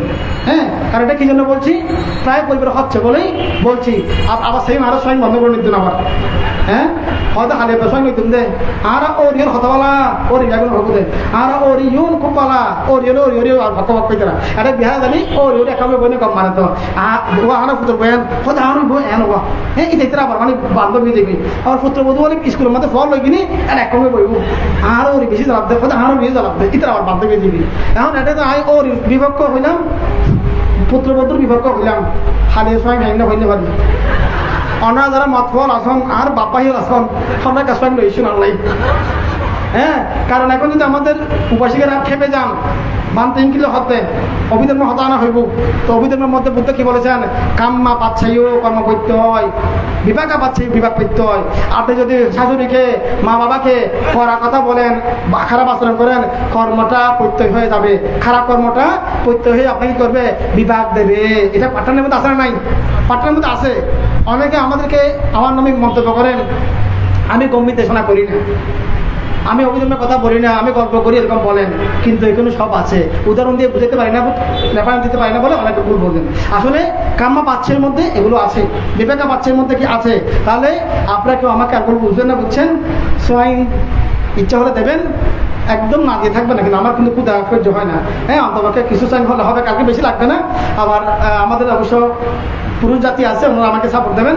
তবে আপনারাও আবার আমাকে বলবেন না যে পিতা পুত্র দ্বন্দ্ব কথা বলেছেন, ভাই ভাই দ্বন্দ্ব, আমরা তো ভাই ভাই বলি বা পুরুষ, আমরা ওরকম কিছু না। আমি আসলে আপনাদের আন্তরিকভাবে এটা বলতেছি।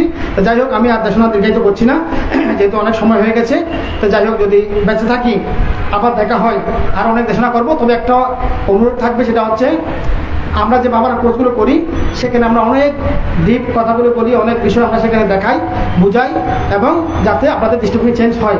আপনারা সেজন্য আমাদের যে আগামী শুক্রবার, কালকের পরের শুক্রবার যেটা 29 এপ্রিল শুক্রবার থেকে 6 মে শুক্রবার, 6 দিন পর্যন্ত জলদি সহানে আমার তত্ত্বাবধানে আমার পরিচালনায় একটা ভাবনা কোর্স হবে।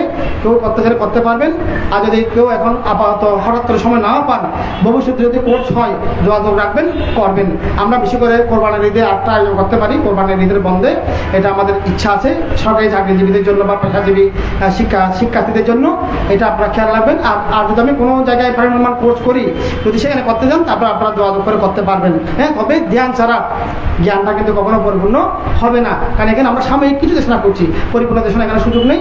ওই সুযোগটা আমরা দেশনায় ধ্যান দেশনায় পেয়ে থাকি। সুতরাং আপনাদের প্রতি সেই আহ্বান রাখছি, এবং আপনারা সবাই দান কর্ম, শিলকর্ম, ভাবনা কর্ম করবেন। এবং যেটা মুখ্য বিষয়, কালকে আমাদের 10টার সময় সংগ্রাজ বান্তের দীর্ঘায়ু নিরোগ জীবন প্রত্যাশায় সংবাদদান হবে। কাল অগত যারা অধ্যক্ষ ছিলেন তাদের জন্য সংবাদদান হবে, আপনারা সবাই আসবেন।